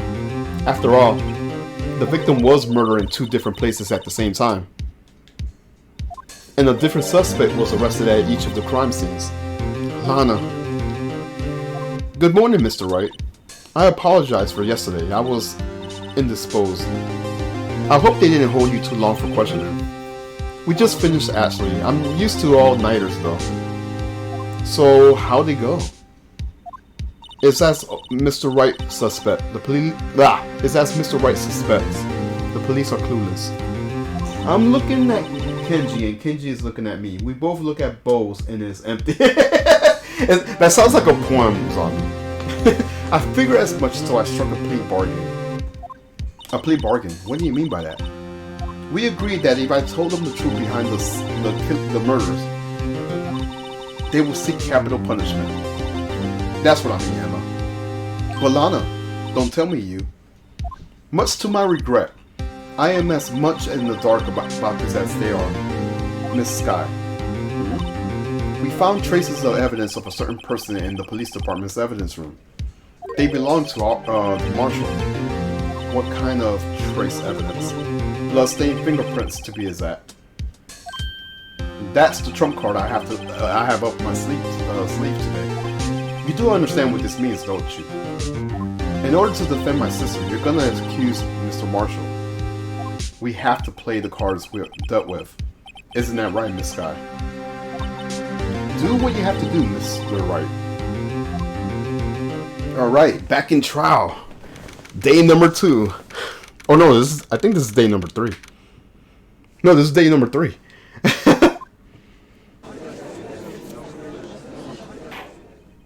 Court is now in session for the trial of Miss Lana Sky. The defense is ready, Your Honor. The prosecution is... I'm afraid you have to clarify. It takes 30 minutes by car to reach the police department from the prosecution's office. Yet the victim, Bruce Goodman, was slain at both places at the same time. But that's not physically possible, is it? He didn't say he was ready, though. What's more, I hear the victim from the evidence room just disappeared. Yes, and the body eventually reappeared at the trunk of Mr. Edgeworth's car. Guys, the court didn't start yet. Wow, this is one messed up trial, exactly. One of my duties as prosecutor is to present impartial evidence. Today I will present evidence relating to the murder. Okay, I guess this is his opening. But still, he didn't say he was ready. Whatever. In so doing, I believe that ways in which we should proceed will reveal itself. Now that sets Mr. Edgeworth apart. He sounds so on top of things, even though he doesn't know what's going on himself. And that's supposed to be an admirable trait? Very well, let the trial resume. On the day of the crime, what exactly transpired? The police department. Mr. Edgeworth, you may call your first witness of the day to the stand. For its first witness, the prosecution calls the suspect of the murder that occurred at the police department. The suspect? You mean the so-called murderer? Oh boy. Things are getting wild from the get-go.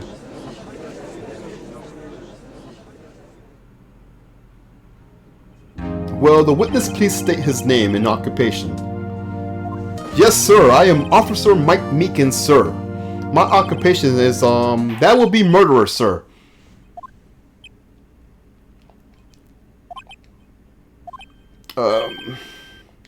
So you're telling us you're a professional killer?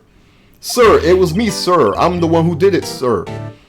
I'll never kill anyone again, sir. You gotta believe me, sir. Actually, what we'd like to hear from you is, sir, I'm what you call part of a younger generation, sir. A person whose actions adults can possibly comprehend. Please, Mr. Edgeworth, sir. Help me, sir. Wait, even he's saying it. Officer Meekins. Yes, sir. Give us your report of the crime. Consider that an order. Yes, sir, as you wish. After all, I am part of the generation that must be told what to do, sir. You can't fault him for a lack of enthusiasm. My gosh. Alright, although it is not my normal duty, I was assigned to guard the evidence room that day. I spotted a suspicious man on that security screen and rushed into the room. I was only doing what I was trained to do, sir. I was suddenly attacked. I fought for my life. Then I did it. After that, I passed out until another officer smacked me awake.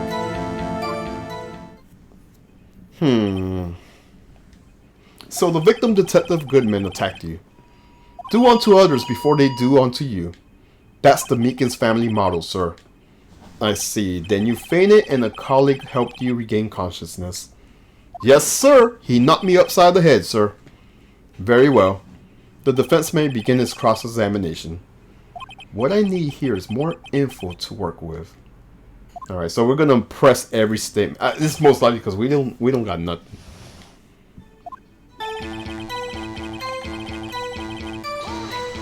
Mr. Meekins, you worked in the General Affairs Department, do you not? Yes, sir. I am in charge of hiring new recruits, sir. Yikes, now there's a scary thought. Evidence transfer was taking place on the day of the crime, which meant many officers were taking special tasks not ordinarily performed. I was in charge of guarding the Blue Badger, sir. The Blue Badger? Yes, sir, the lovely police mascot created by the Chief of Detectives, sir.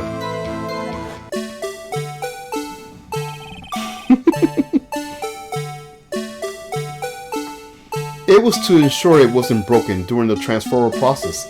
That was my sole mission for the day, sir. I see. Sounds like a very important mission. After the award ceremony finished that day, there were so many people running around that I relocated the Blue Badger to the evidence room. Oh, so that's why you went to the evidence room. Tell us, what did you see when you got there? I spotted... Okay, we could press on this. In order to enter the evidence room, you need an ID card, am I correct? Precisely, sir. I have one right here around my neck. So then, your ID number should be listed on here, right?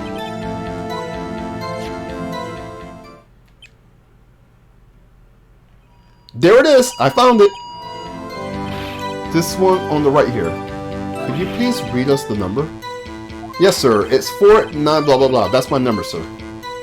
I see. Huh. But the number 4989596 is shown here twice. Please explain, witness. It's no mystery, sir. The first time is when I relocated the Blue Badger to the evidence room.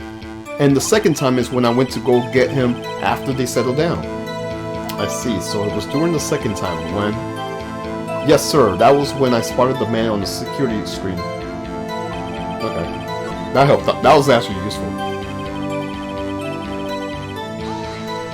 So, you were attacked. Can you please tell us exactly what happened to you? It was a knife, sir. A knife. Goodman pulled a knife on you. What happened then? Well, with me charging in on him like that, he looked as surprised as I was. You aren't exactly the kind of person someone would want to run into. That's when I reacted, sir. I swung my arms like an octopus, struggling to detain him. That's how I got this gash on my hand. Maybe if you kept your cool, your hands wouldn't be... When I saw the blood trickling down my arm, I panicked.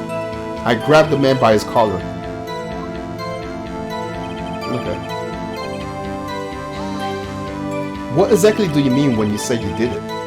I know I don't look the type, but I'm really into Kung Fu films, sir. The man just let his guard down for an instant, so I snatched his knife from him. You took his knife. I spun him around, performed a disarming maneuver.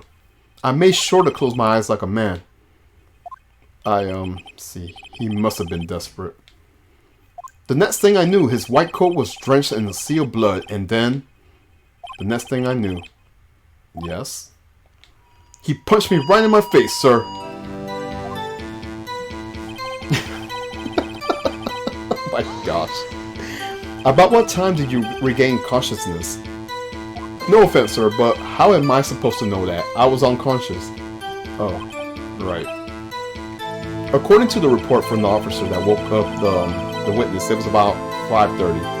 He hit me right in the head, too. I woke up crying tears of pain. That's nice. I mean, it's nice that you recovered, that is. When I came around, though, I made sure to finish my mission, sir. Your mission? Yeah, the Blue Badger. Yes, sir, the Blue Badgers. Yeah, exactly. I returned him to the entrance before things got out of hand. Well, we can all rest easy now. I believe we now have a fairly accurate picture of what happened. Yes, Your Honor. Only one thing remains unclear. Was the man this officer quote-unquote murdered really the victim? He's got a point. Yes, Officer Meekins. With regards to that, sir, take a look at this. It was sent to my jail cell. Chief Gaunt delivered it to me this morning, sir. The chief delivered it? What is it? What is that? A videotape? Yes, sir. That's absolutely right, sir. A videotape, sir. It contains footage from the security camera in the evidence room. Oh. What? But I specifically asked if there was such a tape and was told it has been mistakenly erased. That's quite a mistake. I just do what I'm told, sir. It's the only thing I'm really good at. It looks like communication with the police department is as good as ever. Well then, let's have a look. Show us the video of you murdering the victim. Oh, please stop using that word murder, sir. It scares me. A video of a real murder. Just what are we getting ourselves into? Alright, let's see. Oh yeah, that's very creepy.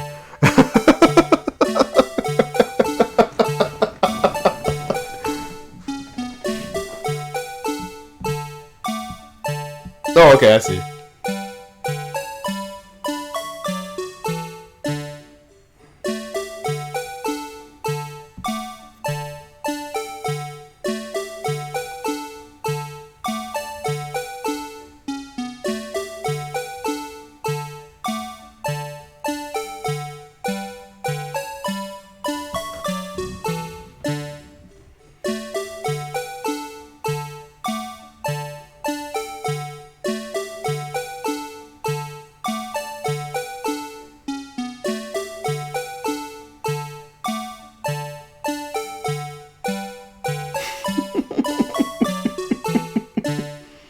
Okay, he got knocked out.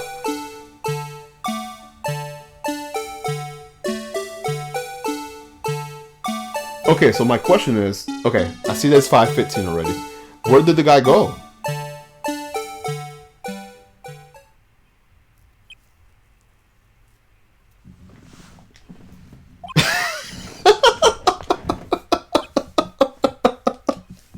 Well, I believe we're all thinking the same thing. How can we deal with these unsettling feelings stir within us? What the hell was that wriggling piece of plywood? Sir, that's the pride of the joy of the entire criminal affairs department, sir. What the fuck is that mask? It's the Blue Badger zombie. That is the Blue Badger, sir. Why am I not surprised this isn't going smoothly?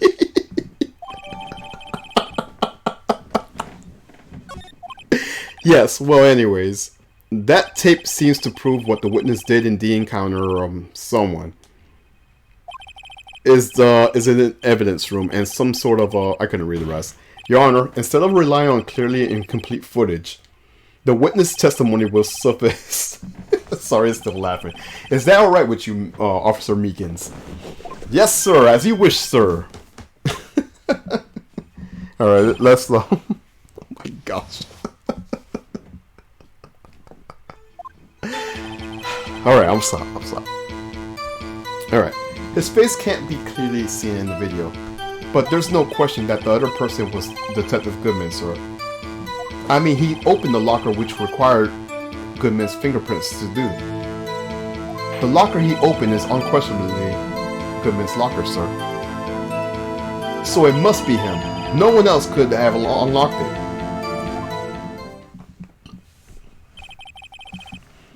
What's this about fingerprints? So yeah, they explained it. It's high-tech. Like, you need that person's fingerprint to open that locker. Each detective has given a locker equipped with a fingerprint-activated lock. These locks ensure that each locker could be opened by the detective it belongs to. Intriguing. That would mean the victim of the crime scene would have to have been Goodman. Very well. The defense may begin the cross-examination. I don't know where this cross-examination will lead. But everything begins with contradictions. That's where I have to start. Alright.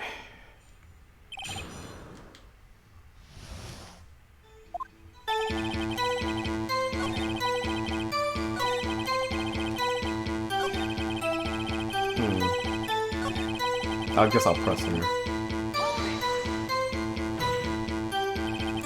However, the most important detail is not shown in the video, the man's face. Sir, if I may say something, sir, please do. After all, you are the one being examined. I don't understand why the man's face is so important in the case, sir. I mean, it was his hand that opened the fingerprint lock. And it was his hand that tried to thrust his knife into my body, sir. My unsettling state could testify enough to this, sir. Yes, you have a point. The footage doesn't lie. That is, unless the defense could find a problem with it. Mr. Wright, let's check the court record again. Is there a problem with the security? There kind of is.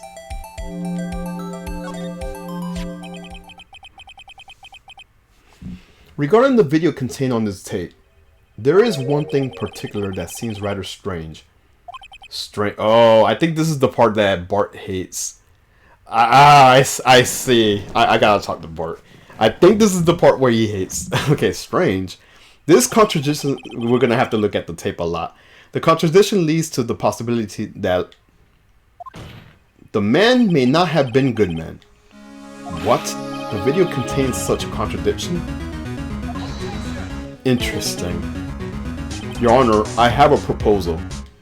Yes, Mr. Edgeworth?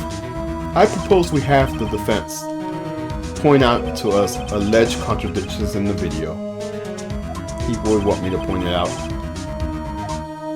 Very well, proposal accepted. Let us further inspect the piece of evidence. Oh boy. I will now play the security. Oh my gosh. Alright. Mr. Wright, please show us the contradiction you speak of. I have to point out a problem in the video. This is the first time I ever had to do that. You could do it, Mr. Wright. It's set up so you could fast forward, rewind, or pause the video. That's the problem. We have to sit through the video. Just take a good look and be sure to point out the right thing. Please don't play it too many times. I can't stand watching this video. Yeah, exactly. That's probably what Bart said when he finished this trial. How did this guy ever become a police officer? Now then, Mr. Wright, please enlighten us. Where is the contradiction that indicates the man may not be good man? Hold on. Okay, so I could pause right there.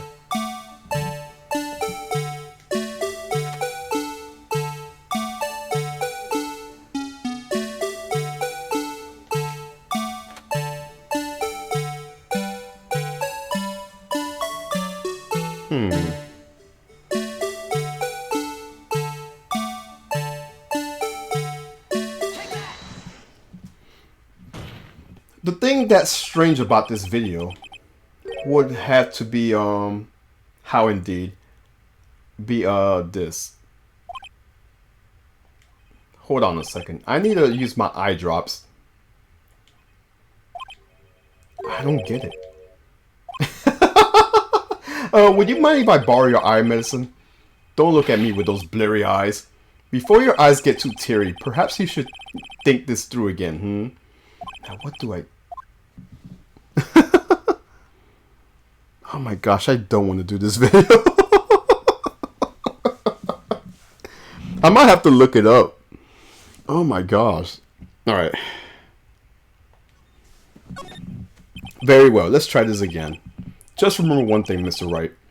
Every time you point your finger, someone gets hurt. Okay. Say, the one pointing his finger at us. Oh my gosh. I will play the security tape.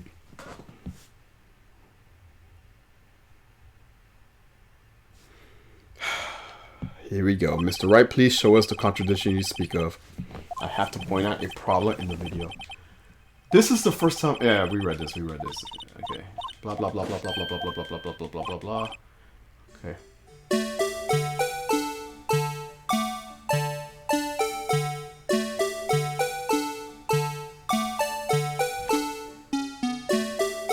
Alright, I'm gonna look up what the contradiction is because I don't want to keep looking at this video.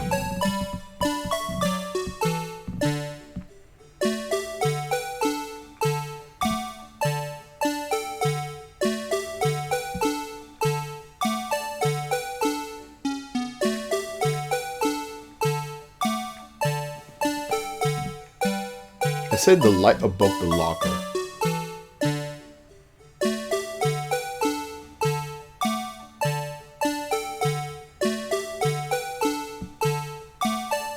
Do they mean this?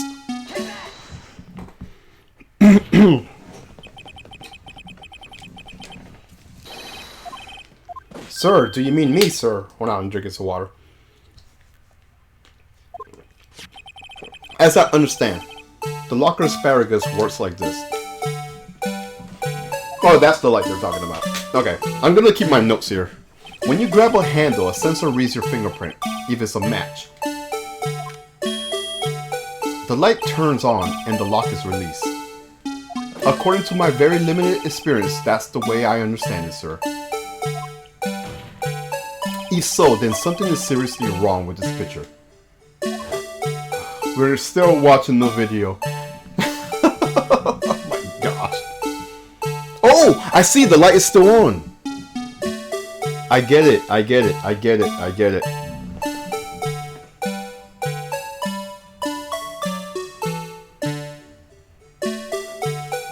So why is the light still solidly on? When the victim reaches for the handle to open the locker, let's rewind it a little bit.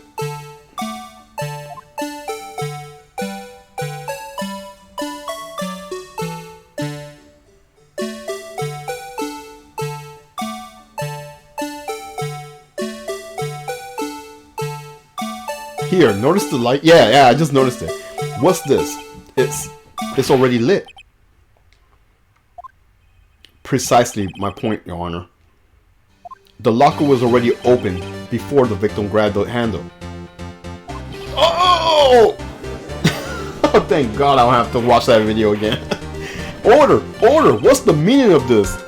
It's very simple, Your Honor. The locker wasn't locked on the day of the crime. But the locker locks are controlled by an electronic system. When a door is shut, a sensor is triggered, and the locker is automatically locked. Oh, I know. It must have broken down. Of course, I'm not an expert in this. That's not likely, Your Honor. The sensors would detect any malfunction. Oh well, it just goes to show novice should keep their mouth shut. So then, Mr. Wright, do you have an explanation? Me, Your Honor? Yes, why wasn't the locker locked? Hey, what's up, Achievement Slayer? Me, Your Honor? We gotta watch this video again, do we? Yes, well, you see, this isn't exactly my field. What do you think, Miss Scientific Investigator? Huh? That's how I always be like, yeah, I know. Maybe something like jam the system sensor? Something jammed the sensor, say? There's something else in... Oh my gosh, we gotta watch the tape again, son of a... Okay. Yeah, I thought so too. There's gotta be another clue somewhere in this footage, oh my gosh. Very well, let's suspect the video once more. No. The locker wasn't locked. Mr. Wright, please point out the cause for this.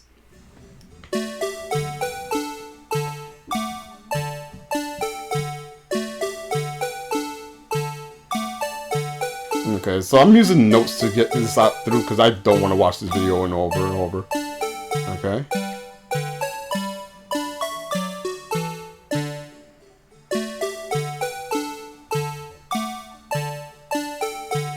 Ah! Ah! Right there! Right there! Right there!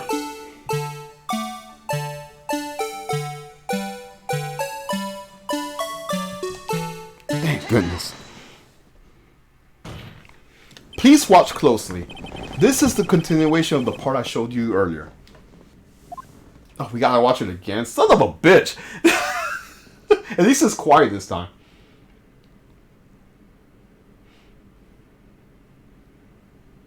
It's like the game is self-aware. What's this? Something white fell out of the locker. But sir, it's been my experience that things fall out when doors open. I often fall and roll great distance when I open car doors, sir. We can't be sure that an item was completely inside the locker to begin with. What do you mean?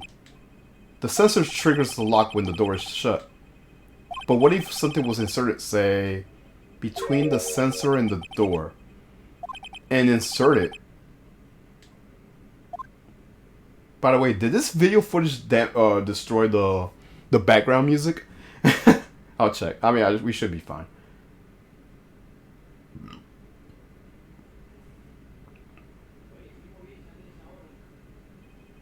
This white thing wasn't inside the locker. I want to make sure. Yeah, it's cranked up to the high. Okay. It was stuck between the door and the sensor. Oh, there it goes. Okay. I understand now, sir. It's just like my tie. 2 out of 3 times it gets stuck in the door when I get out of my... Oh my gosh, sir. It's still the door closing. Oh, I couldn't read it.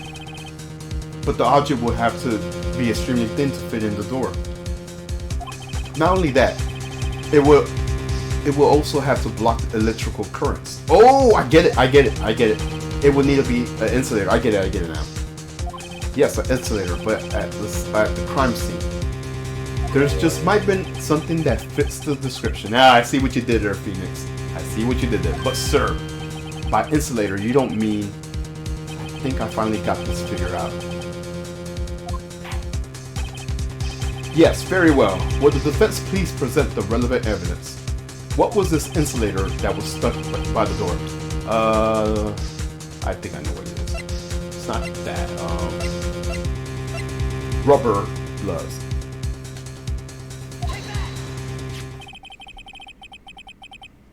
Alrighty. I found this near the locker, a thin rubber glove. But we can't be sure that was in the victim's locker. I mean, we could look at the picture. It has a tag that says SL9 incident. The video seems to depict the victim opening the locker. But that isn't the case. The lit lamp attests to this. On the day of the crime, even I could have opened that locker. Is that not so, Officer Mikins? Sir, it will... I couldn't... It will appear so, sir. I hit X real quick. Order, order, order. So are we to believe that the victim, whom this witness stabbed in the evidence room, was not Goodman? Do not be misled, Your Honor. What do you mean, Mr. Edgeworth? The defense was merely demonstrating that possibility, and nothing more. The victim in the video was indeed Goodman. The prosecution will offer one more testimony to prove this. What? Officer Meekins, please testify about this. Sir, me, sir? I'm not sure what you're referring to, sir. Okay. Oh, you mean that, sir? Of course, sir. Is this a joke?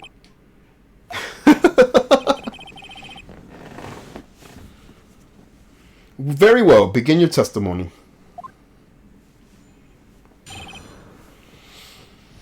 Boy.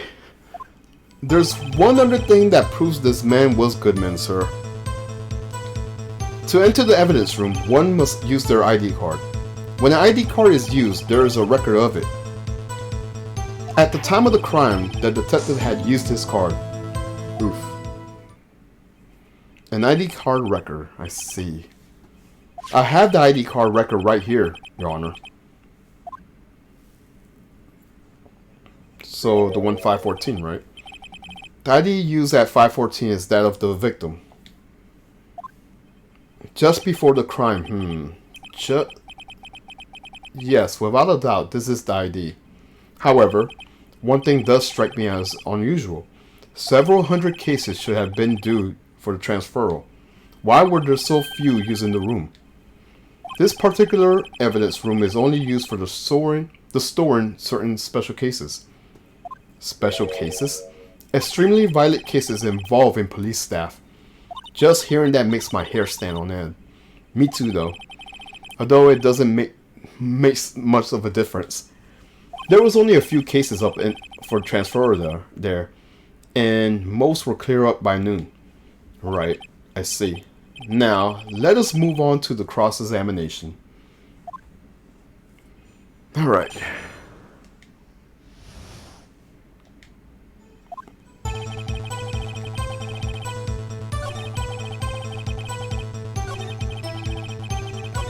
Alright, what do we have? There's a lot of items we have here.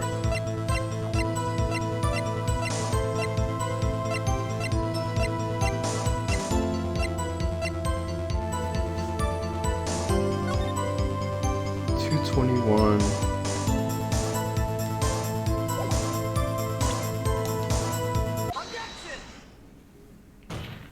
Wait one moment, Officer Meekins. I'm not good at waiting, sir. I have the victim's ID card right here. I found it at the crime scene. That makes sense. When I say crime scene, I'm not referring to the evidence room at the police department. I mean the other crime scene. The underground parking lot at the prosecutor's office. Your Honor, I have one more piece of evidence to present. It's a very important clue regarding the victim's ID card. A lost item report is only half completed, but it shows that Goodman has lost something on the day of the crime. Something important enough to fill out this report. Let me guess, you believe this something was his ID card, right? I can't say for sure, but there is a high probability. On the day of the crime, Goodman was not carrying his card.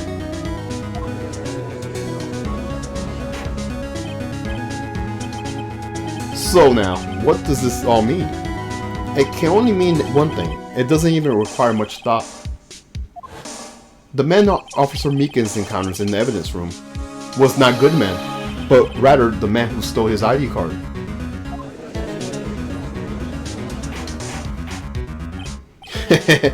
Does the prosecution have a response? I have only one thing to say to the defense. Bravo, Mr. Wright. Bravo. Allow me to summarize the defense argument. At 5:15 p.m. on the day of the crime, the man in the evidence room Officer Meekins encountered was not Goodman. There are two grounds to support this. First, the locker in the evidence room was already unlocked. Second, the victim lost his ID card. Am I correct so far, Mr. Wright? Yes. What's he up to? That being the case, we must arrive at a single conclusion. If the victim in this video is a fake, then the murder in the evidence is also fake. In other words, the security camera does not show the incident of the murder. That is... Well, I guess that's right. There's something wrong, Mr. Wright. Only moments ago, you seemed content to pointing your finger around. This isn't gonna end well. Well, it seems you finally realize exactly what you gone to such lengths to prove. Explain yourself, Mr. Edgeworth. The defense has already done the explaining for me. The victim in this video is a fake, which means a murder did not take place. At the police department at 5:15 on the day of the crime. So the real crime could only take place at one location, the underground parking lot. As the prosecutor office, the murder being Miss Lana, the defendant. The evidence is so compelling. A trustworthy witness observed the moment the defendant used the murder weapon. Oh!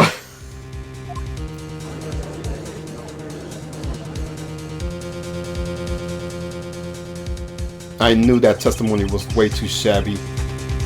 It was all a trap from the beginning. The activity in the evidence room still leaves many questions unanswered. Who exactly was the victim Meekin encountered? And where did this victim disappear to? However, this trial's purpose is only examine the murder of Goodman. Just so, Your Honor, Mr. Wright, you have to do something or else Lana... What do I do? How am I supposed to get myself out of the... I mean, we have no other choice. One moment, Your Honor. What now, Mr. Wright? Don't tell me you're objecting to what you just proven. I thought he was going to say yes. Of course not. But I almost walked right into the prosecution's trap. What are you talking about? This cross-examination has proven one thing and one thing only. The security video did not show the actual murder.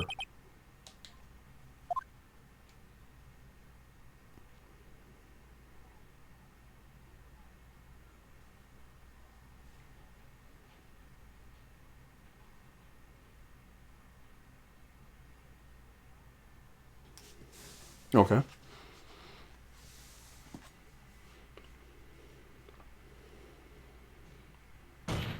However, it cannot be said that it is unrelated to the murder in the parking lot. Oh, right. Okay, I get it. The fingerprints. Specifically, large amounts of blood traces were found in the evidence room. The defense demands further examinations into the truth in the matter. Mr. Edgeworth? Yes, Your Honor. If this court were to examine this further, other witnesses will be necessary. Is the prosecution prepared? I'm sorry, Your Honor. The prosecution considers the incident of the police department to be unrelated. We have not prepared any other witnesses for this incident. This just might be my chance. Time to call a certain Texas Rangers to the stand. Mr. Wright, do you mean? Your Honor, the defense would like to request a specific witness. Oh? Whom do you have in mind? Someone we have reason to believe knows the truth. The truth behind the activities that took place in the evidence room. The prosecution requests to hear this person's name before deciding whether or not to comply. Very well then, Mr. Wright. This person whom you would like to testify, what is his or her name?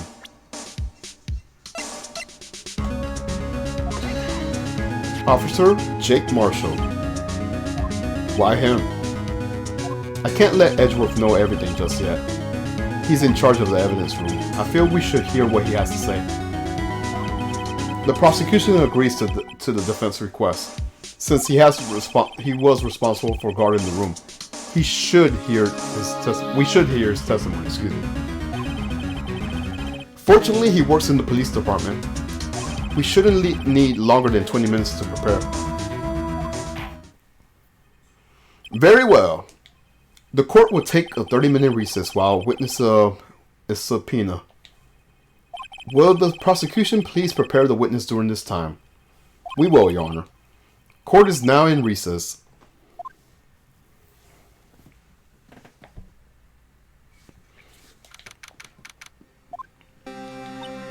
There's no stopping you, is there, Mr. Wright? Huh? What do you mean? You call for Jake Marshall. It seems you figured everything out. Oh? I haven't figured anything out. Lana, you're the one who knows everything. Emma, you always know everything. Why don't you just tell us? Mr. Wright is trying his hardest to protect you.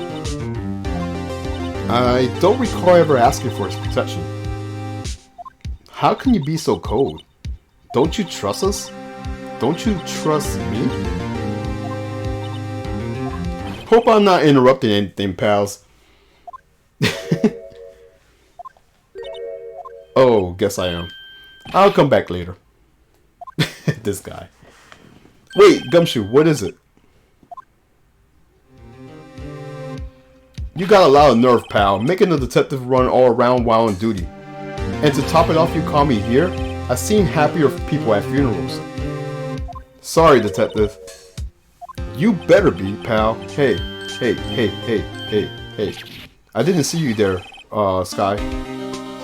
That's okay, so have you brought what I asked? Oh, You mean this, right? My apologies, detective. Due to my present circumstances, I was forced to use Mr. Wright's name when making my request. My name? Never in a million years would I have thought it was you who asked me. Could I bother you to bring me the SL9 incident files?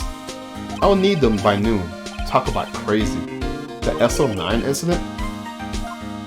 Polana, that's... I thought Mr. Wright might need them, so I had them brought here.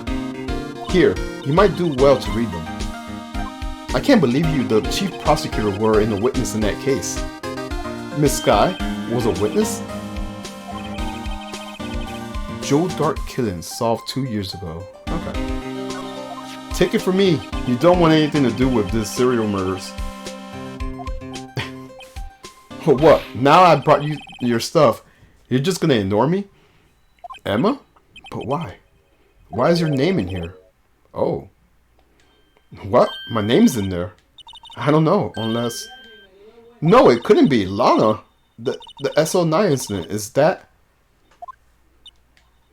That's the classification number the police filed it under. 2 years ago, the rest of the world knew it as is. The Joe Dart killings. The Joe Dart... No, Lana. That's over with. No. Emma, wait. She ran away. You know what? I just remember. I gotta be somewhere. Sorry, pals, but I'm out of here. Fucking gumshoes. Jake Marshall, Angel Starr, Damon Gant, and Miles Edgeworth. Not to mention Lana and Emma. Everyone involved in this case is connected to those killings 2 years ago. This can't be just a coincidence. Knowing you, you might be able to figure it out. Time to get back to the trial, Mr. Wright. Best of luck. I better take a good look at this file, yeah. Oh my.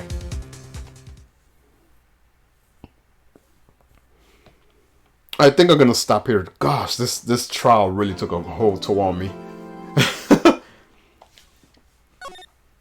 Yeah, I'm probably gonna stop right here. Let me see if anyone's streaming. I could go raid them.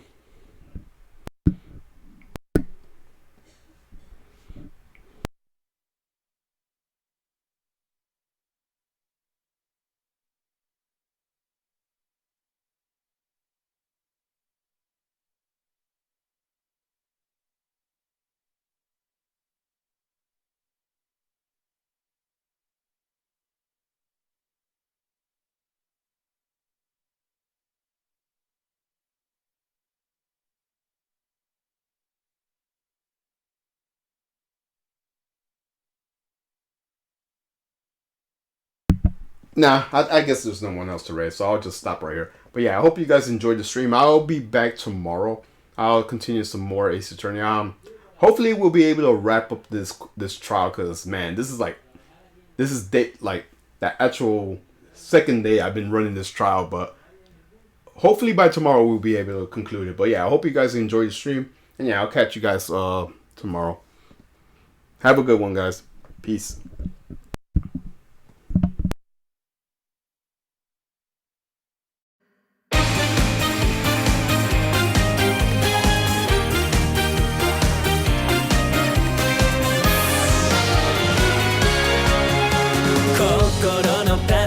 はじけ散って深夜の帰り疲れ切って曲がり角間違えて知らない道に出た生きてゆくこと